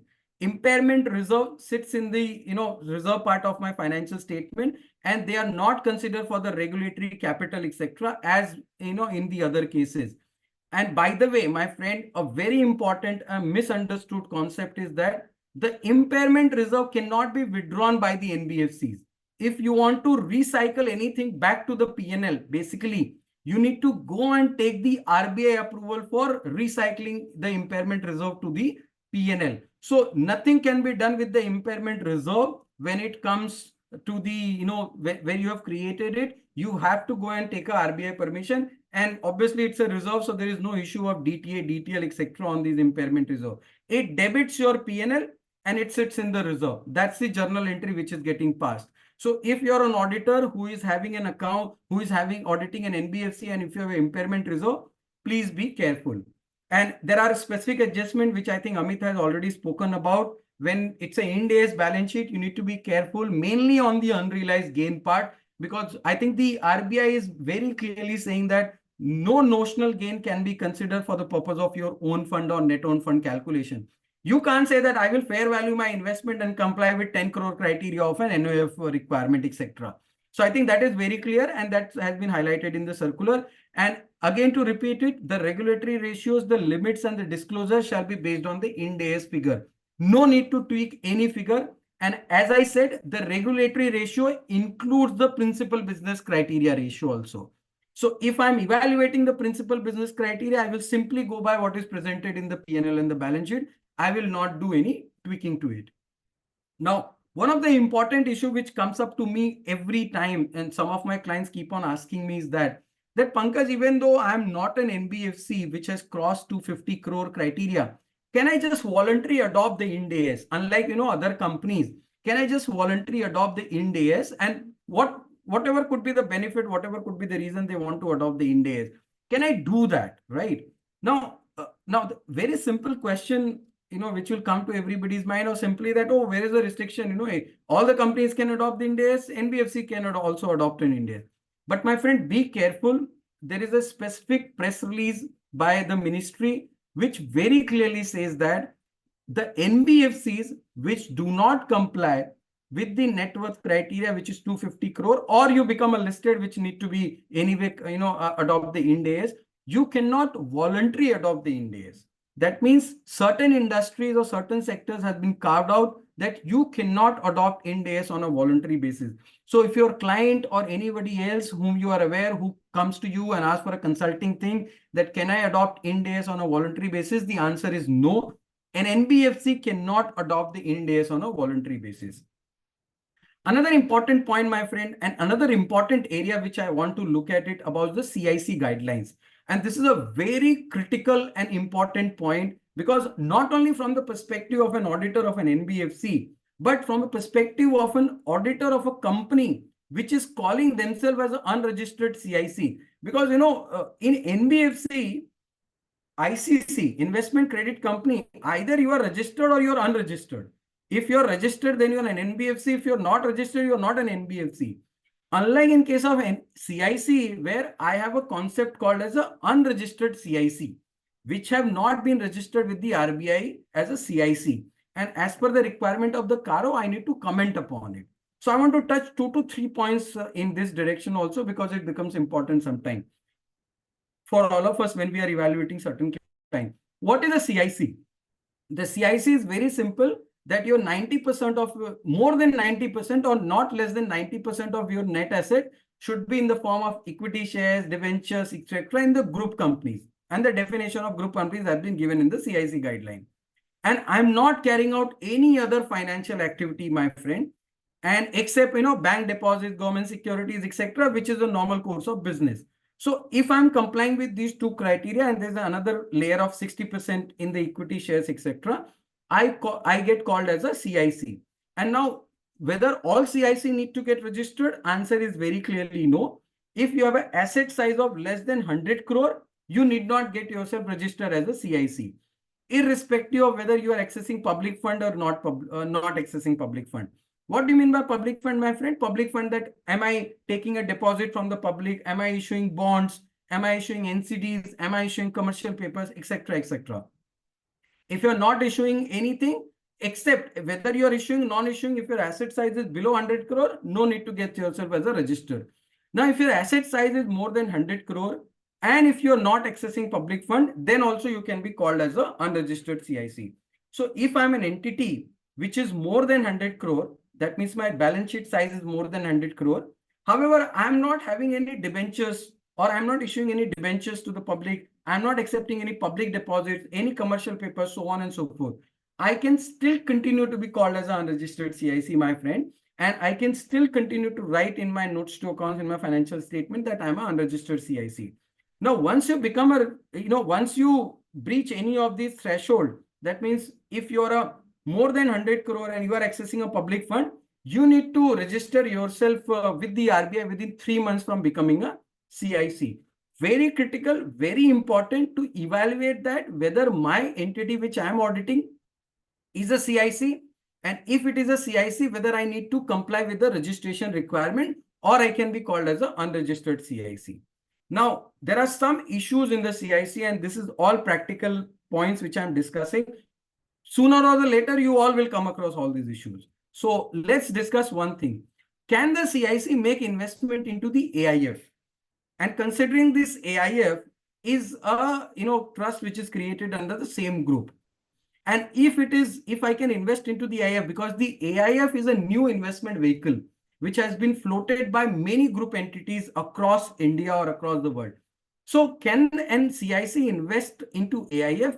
And if they can invest into AIF, can it be called for the 90% criteria, etc., etc.? And the major important point which came to me when I was evaluating for one of my clients, that okay, you call that 90% should be in the group company. What about the 10%? Where the CIC should invest the rest of the 10%? There also, there are conditions which have been put up by the RBI, and we need to evaluate it that our unregistered CIC are complying with those conditions. I will come to that. Let's go to the first question, that can a CIC company invest into the AIF fund? Now, if you look at the master direction which is there on the CIC, the units of the AIF are not covered. Basically, why? Because if you look at the definition of the AIF, what does it say? It says very simply that it is investment in equity shares, preference shares, bond, debentures, or loan in the group company. It does not include the units in the funds. If it does not include in the units of the fund, it may not be considered as a eligible investment vehicle by the CIC entities. And any investment in the AIF will not be considered in covering 90% limit. I think the main point why the RBI has not very specifically called it out, etc., is that AIF is an investment vehicle.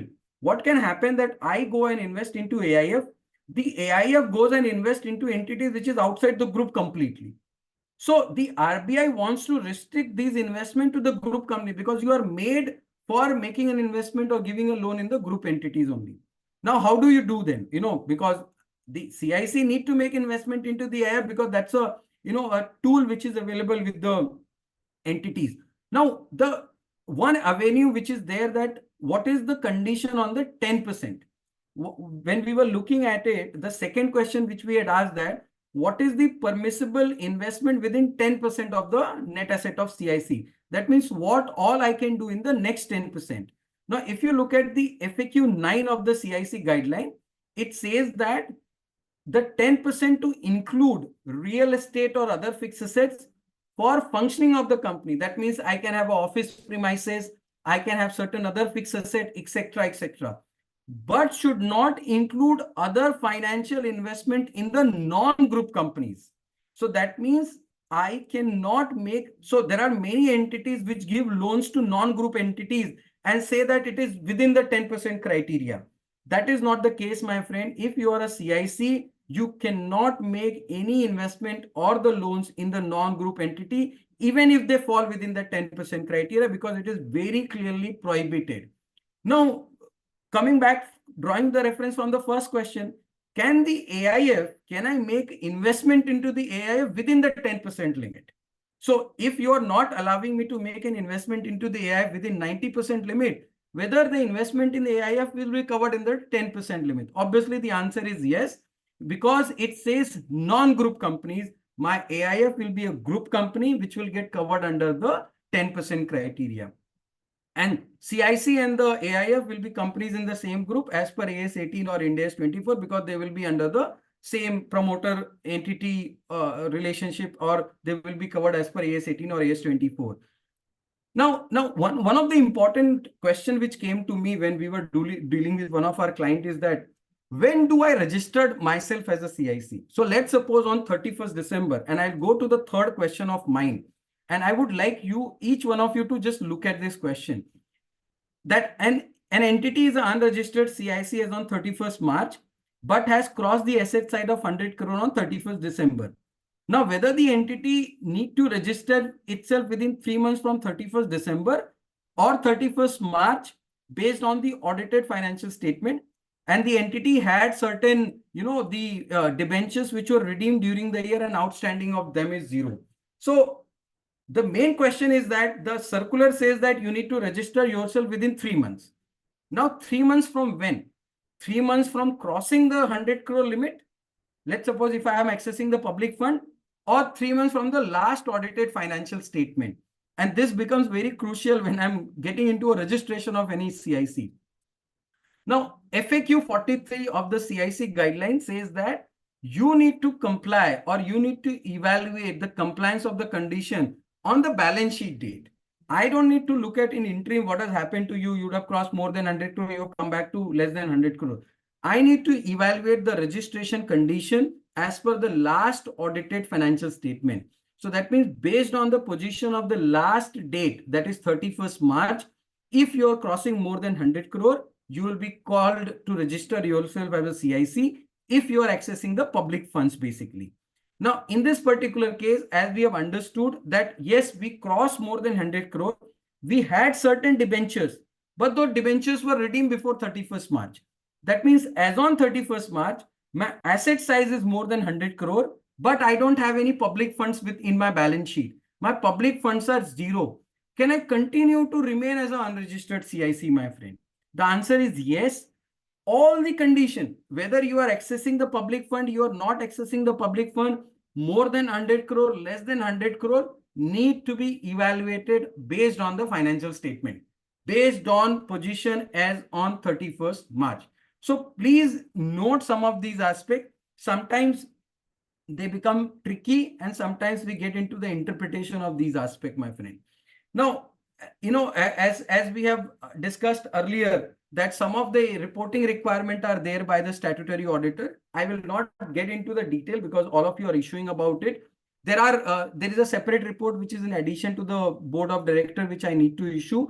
And there are some matters which are common for all the NBFCs, like, for example, continuity of registration, meeting the principal business criteria, so on and so forth. And then there are specific conditions or specific clauses. Some are there for NBFCs which are holding deposit. Some are there for the NBFC which are not accepting public deposit. So as an entity, you need to evaluate which one you need to comment upon it.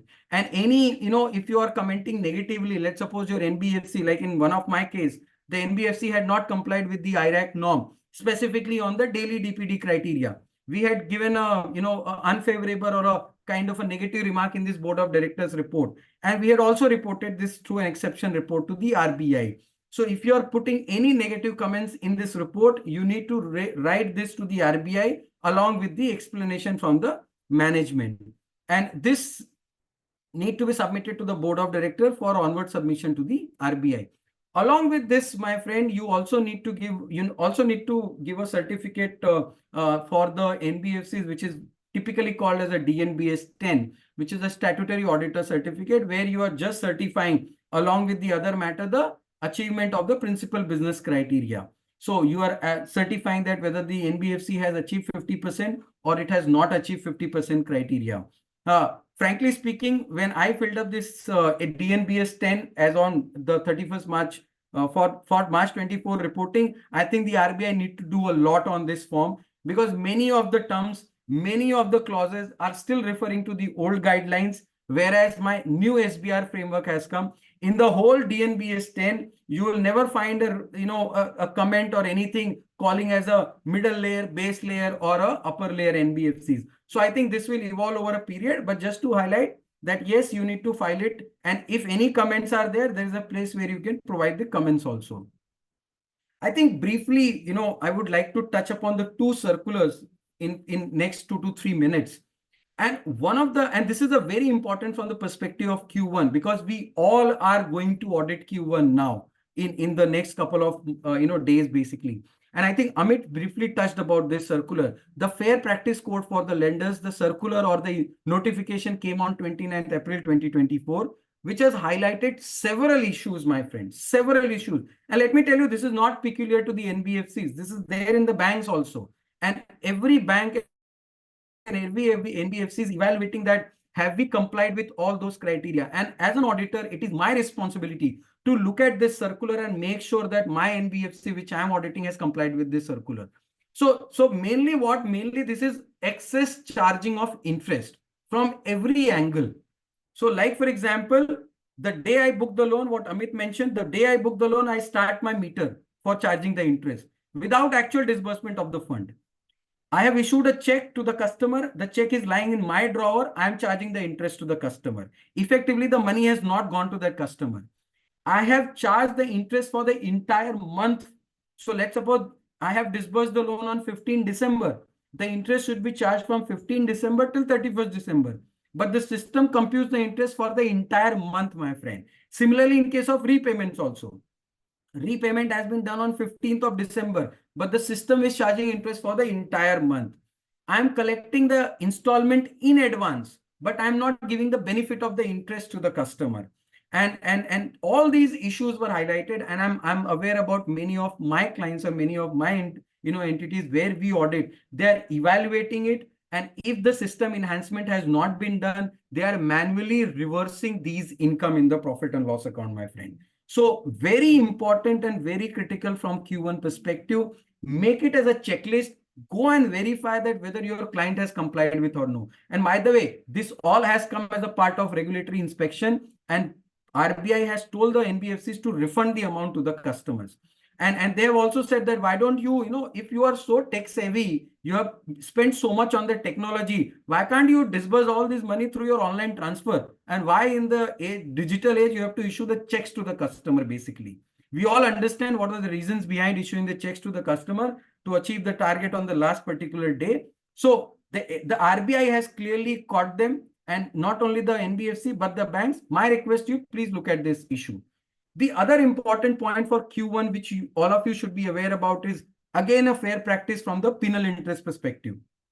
All of you are aware about it. Earlier, the scheme was that penal interest was supposed to be charged on the loan amounts if the customer used to default. This has changed, and this was applicable from 1st April 2024. All the loans, new and existing loan, were supposed to shift to the revised scheme where you will charge a penal charge and not a penal interest, basically.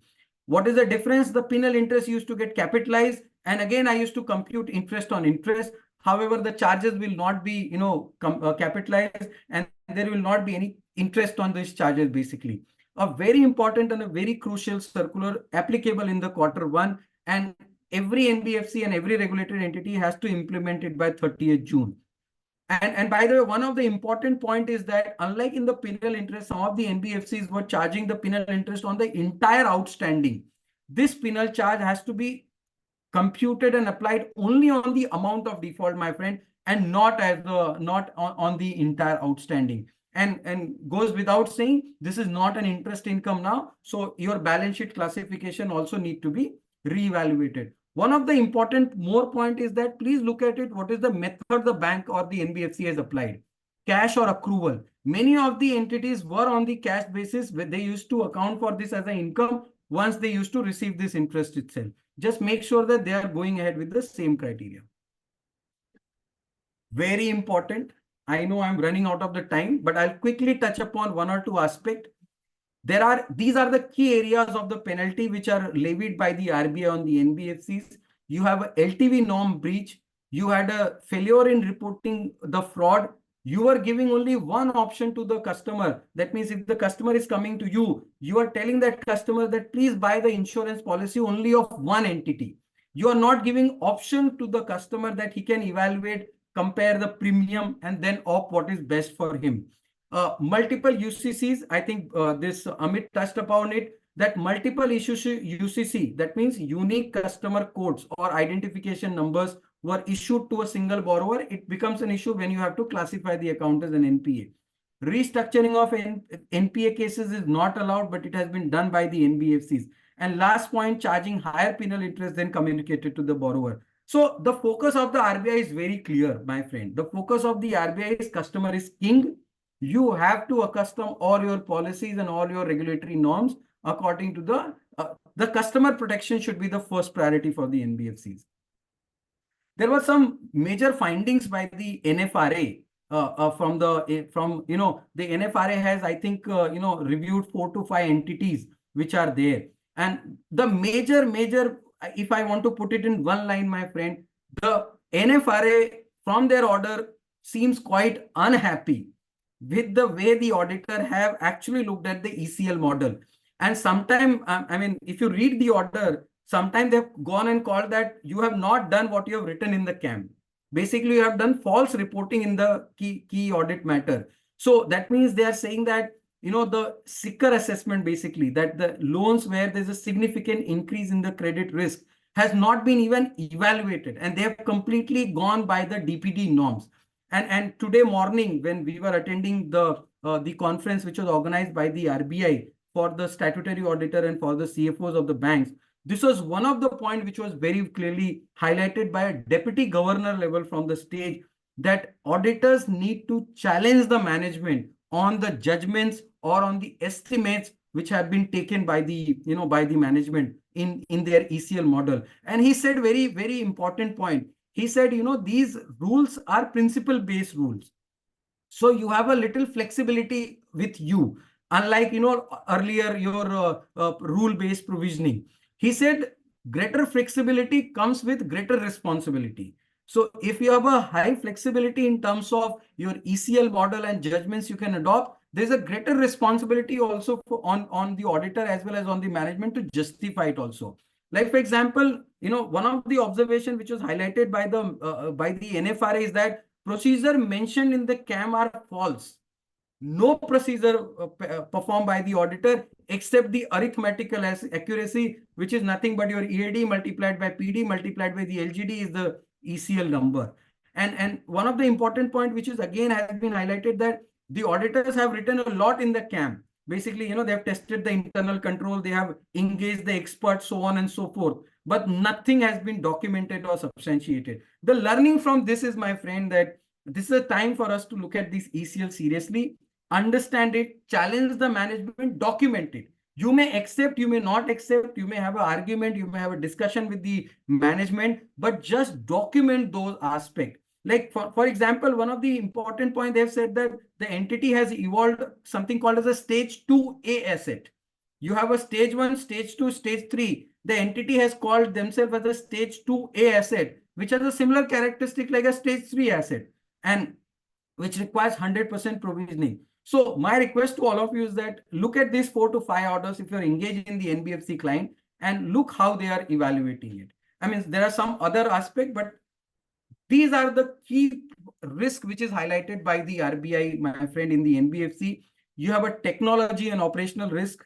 Data breach is one of the important points. Credit risk from rule-based credit model. This is one of the important points which has been highlighted by the RBI time and again. Because many of the NBFCs are now sanctioning and disbursing the loan based on their rule-based credit model. They fit all these parameters, the sanction limit comes out, and they disburse the loans. The RBI is saying that please look at it, validate it on a frequent basis, etc. Over-reliance on a concentrated exposure. Don't only give unsecured loan. Segregate your exposure, give the loans to the other product also. And concentration of funding resources. This has been again a topic for the discussion, that don't only rely on banks and for borrowings, and also you are issuing NCD and debentures to the banks only. So your primary funding source is the banks. Don't rely on it. Look for the alternate opportunities also. So my friend, these were the points which I thought I will cover as a part of my discussion, and majorly that if you look from the perspective of the regulatory compliances, you need to be aware about the expectation of the RBI. Unless and until you are aware about the expectation of the RBI and how you will be aware about it, read these penalty orders which come on a daily basis and make it as a checklist, verify them in your part of your audit. Majority of the areas will be covered, my friend. So thank you everybody. And I hand over the proceeding to Mohit to take it forward. Thank you a lot. Thank you. Thanks, Pankaj. Thanks, Amit, for covering it very comprehensively, especially covering the practical issues and special cases as well. We have received like 5-8 queries from the audience. So if I may take some additional 10 to 15 minutes of yours. Sure, no problem. Yeah. So the first query has been that whether the foreclosing or loan by receiving actual money from the bad customer, that is an overdue customer, and then giving that new loan on the same day or next day to the same customer on same security, will that amount to evergreening, or any risk if it's not evergreening? Amit, can I go ahead? Sure, please go ahead. So this is one of the point which was again, this is mainly in gold loan, basically. which is predominantly, I give a loan against the gold, and before that loan becomes an overdue, I give another loan to the same customer. Today morning in same RBI conference which I was attending, it has been clearly called as a evergreening. So the focus of the RBI has been that you cannot just recycle the money back to you and upgrade the accounts or reduce or remove the account from becoming a delinquent customer. So if I understood the question very clearly, there is a customer who is delinquent or about to become delinquent, and to get the money or to recover the money, I have again disbursed a particular loan to the customer and got the money. I would request that gentleman to read the order of NFRA on ILNFS matter.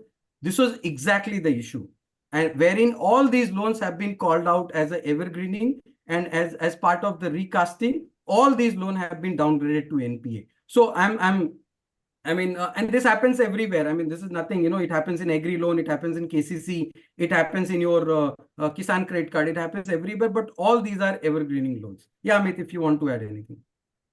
That only thing that if I heard the question correctly, it was what the question was that probably the customer has already cleared the money first, and then there is a loan given. The question is how strong is the evidence that the money came in first from the customer before the company released a new loan against the same security maybe. If it is all in cash, then it is very difficult to demonstrate that money actually came in for the customer first and the new funding was given separately. But if it is through the banking channel, then still there could be a case to evaluate whether really the customer foreclosed the loan from his own resources and then applied for fresh funding on the same security. Okay. Another query has been that recently there were instances of failure of major NBFCs. What has been some of the key takeaways from these? Amit, Yeah, go ahead. Yeah, I'll just probably give a couple of points here, and then you can see there is no, I won't say there is one sole reason, but at the same time, we can see that thematically there have been, there have been certain aspects which would probably be issues for all NBFCs which have failed. Or not just NBFCs for that matter. So one of course the important thing is the lack of monitoring on the credit quality. That is probably the biggest reason. Unprecedented growth seen in a lot of certain pockets which remain unchecked, undetected for a very long period of time, and inadequate measures to address the risk that was getting built up. So that coupled with issues arising from liquidity crisis. Again, it is linked to a certain extent with the first one, that how the company was unable to manage the asset liability mismatch, which we have talked about at length, wherein they have raised money which is payable on a short-term basis, whereas the realizations from their assets is going to happen over a longer period of time. So as I said, there wouldn't be, I won't place my finger on any one point, but it is a mix of 2 or 3 aspects, and the prime ones being poor asset quality arising from unchecked growth, and of course inability to manage assets and liability mismatches. Yeah, Pankaj, if you would like to add. No, I mean, I think you've covered. And the other point which is also there, many of these NBFCs were over dependence on 1 or 2 segments of their business, basically. So, and that has been the, asked by the RBI that, like this, the whole bubble of the unsecured loan, which is building up in the market. And RBI is very carefully monitoring these aspects, and the additional RWA on these loans were one of the what you say, a regulatory intervention. Fortunately, this has come down. Now it is coming down. So, when you don't have any end use criteria for the loan, that becomes a very risky loan, because all of us are aware about it. Your retail, your stock market is up to the peak, and all these loans which are there, which don't have an end use, should not be utilized for the speculative purposes, etc. So I think, RBI is very much cautioned about, specifically in the NBFCs which are having an unsecured loan. And if you are auditing an NBFC which is in this domain, please evaluate it, because in the past, some of the NBFCs have gone out of the bus because they have unsecured loans in their balance sheet, and the asset which were mortgage were not having any worth per se. Okay. And there is even subsequent query as well to this, like were these the failures mostly the management regard like consciously, or were they mostly out of the errors like? I mean, that's very tough to call. See, if a management is deliberately trying to, okay, so the management related issues would mainly arise from fraudulent reporting. So the point on evergreening, which Pankaj covered in detail, that if the loan is actually gone bad, is about to go bad, but if you are taking concerted efforts to prevent it from going bad, now that is a financial misreporting. So today or tomorrow, it is going to catch up, and eventually it is going to reflect on your the health of the balance sheet. So if the management has engaged in these kind of misreportings or improper reporting, then definitely it is caused by management. It can't be said to be an inadvertent error because it doesn't take, it takes a whole lot of machinery to do that kind of misreporting or fraudulent reporting, which cannot happen overnight. So it can't be considered to be an error if the cause of failure was misreporting. Another query has been on the computation of loss given default side. So there is a specific question that if we had created loss given default as 65% in previous year, and if we have to increase the loss given default this year, can we directly do at 100%, or do we have to defer this for next 5 years, or any specific percentage that we can increase for loss given default? See, ECL being,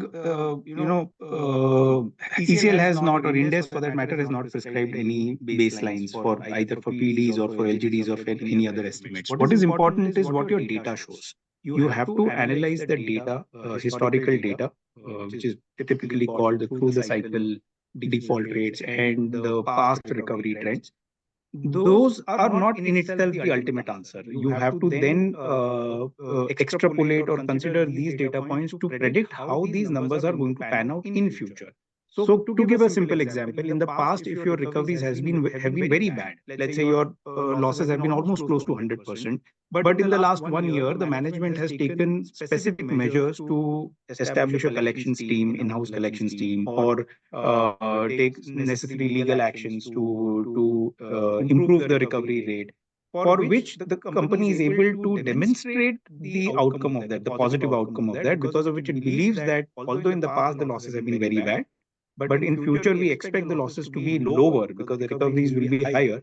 You can definitely factor that into your LGD estimation. Reverse of that would apply to the question that you asked, that in the past the losses have been lower, but in future you, because of a certain reason, let's say one portion of the portfolio because of certain event is expected to perform very badly, and then naturally for those you will have to increase your LGDs, but it cannot be an ad hoc percentage. It cannot just be an ad hoc percentage that I would change 65% to 100% and then you come to the answer that you want. It has to be proven by data. Yeah, and the other point also, Mohit, is that when you increase your LGD from 65 to 100% also, it also questions that at the time of assessment, what is the assessment you had done for these securities? Basically, when you're taken these loans as a secured exposure, etc. So whether your assessment at the time when you sanctioned these loans have gone wrong, and how can the assessment change from last year to the current year? Last year you said that my asset will recover 65% or whatever, and now in the current year you come and say that, oh, the asset is not going to recover and it's 100% LGD. I mean, and these are the points the RBI picks it up as part of the regulatory inspection, that how is the auditor, we have ensured that the management biased has been in a restrictive way and not just to you have a number and you want to match the number and you are adjusting the inputs around it, basically. True. Another query has been a clarification sort of thing. So like as you told, like we can invest in AIFs for the 10% limit in CICs. So just to clarify, whether those AIF they can't further invest in non-group companies, right? Or whether they can, or like No, they can. There is no issue. You have to make an adjustment to the CRAR computation. There is a regulatory prescription which is there. Up to 10% you can invest into the AIF. The AIF can make its investment. There is no issue as such on further investments. All right, all right. And we also talked about one important thing of key risk when we disburse the loan through checks. So what can be the good document or what can be the good evidence to establish that the check has been handed over to the customer? Is it the sign taken from the customer or any better evidence as such? Right. See, again, it's a tricky one because even the sign can be taken later on for a date before 31st of March, right? Now, a lot. I'm hearing companies going through a complete revamp of their workflow, the system through which the disbursements are originated, and some systems have been are being implemented to evidence that the customer, the check was actually handed over, printed and handed over before 31st of March. One of the examples that I have seen that the company has a process of making sure that the check is handed over to the customer in the branch office, and there is an evidence of the handover, either of an entry in the visitor register to say that the customer actually was present in the branch before the check was handed over. Now, something which may work for one may not work for the other, but just taking the signature, I think, doesn't address the solution. I mean, it's not an adequate solution to the problem. All right. I've like And Mohit, you can also, yeah. the auditor can also look at it that let's suppose if you're saying that you have handed over the check on 29th March. Typically the check clearing, if it is it should take 2 to 3 days to clear, and the check is outstanding till 10th of April basically. So that gives us a back test that whether really it was handed over on 29th March, and why it will take at least 10 days to clear the check when you have a all upgraded facility for clearing. Yeah. Thanks for the insights. Like, Ayush, do you have any queries on your end? Thank you, Mohit. So, Amit and Pankaj, there are 1 to 2 queries also which we need to address. First is, so we all know, as per the standard of auditing, the presumed risk of fraud is the management override of control and the revenue one.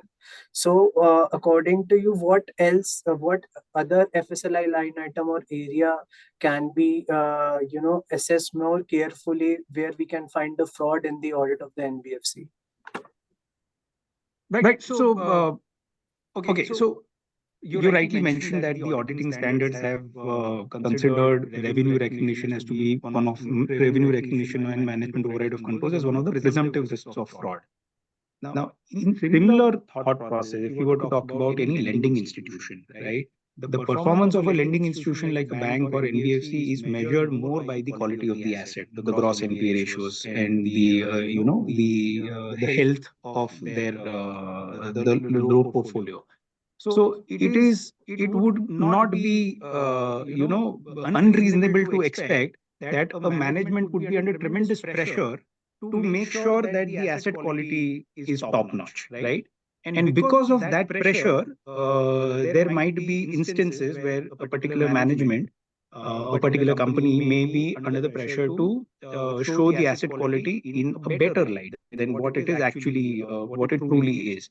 So, to answer that question, I would believe that deliberate underreporting of non-performing assets should be one of the inherent risks that, or one of the significant risks or risks of material misstatement due to fraud, which one should consider for audit of NBFCs, and design adequate procedures to ensure that whether or not the company is under Ind AS or under IGAP, the risk remains almost equally prominent for both. Design adequate procedures to ensure that the asset classification has been correctly carried out, and the related provisioning has also then been adequately made. So yeah, I would say that underreporting of NPAs should be considered as an additional risk for audit of NBFCs.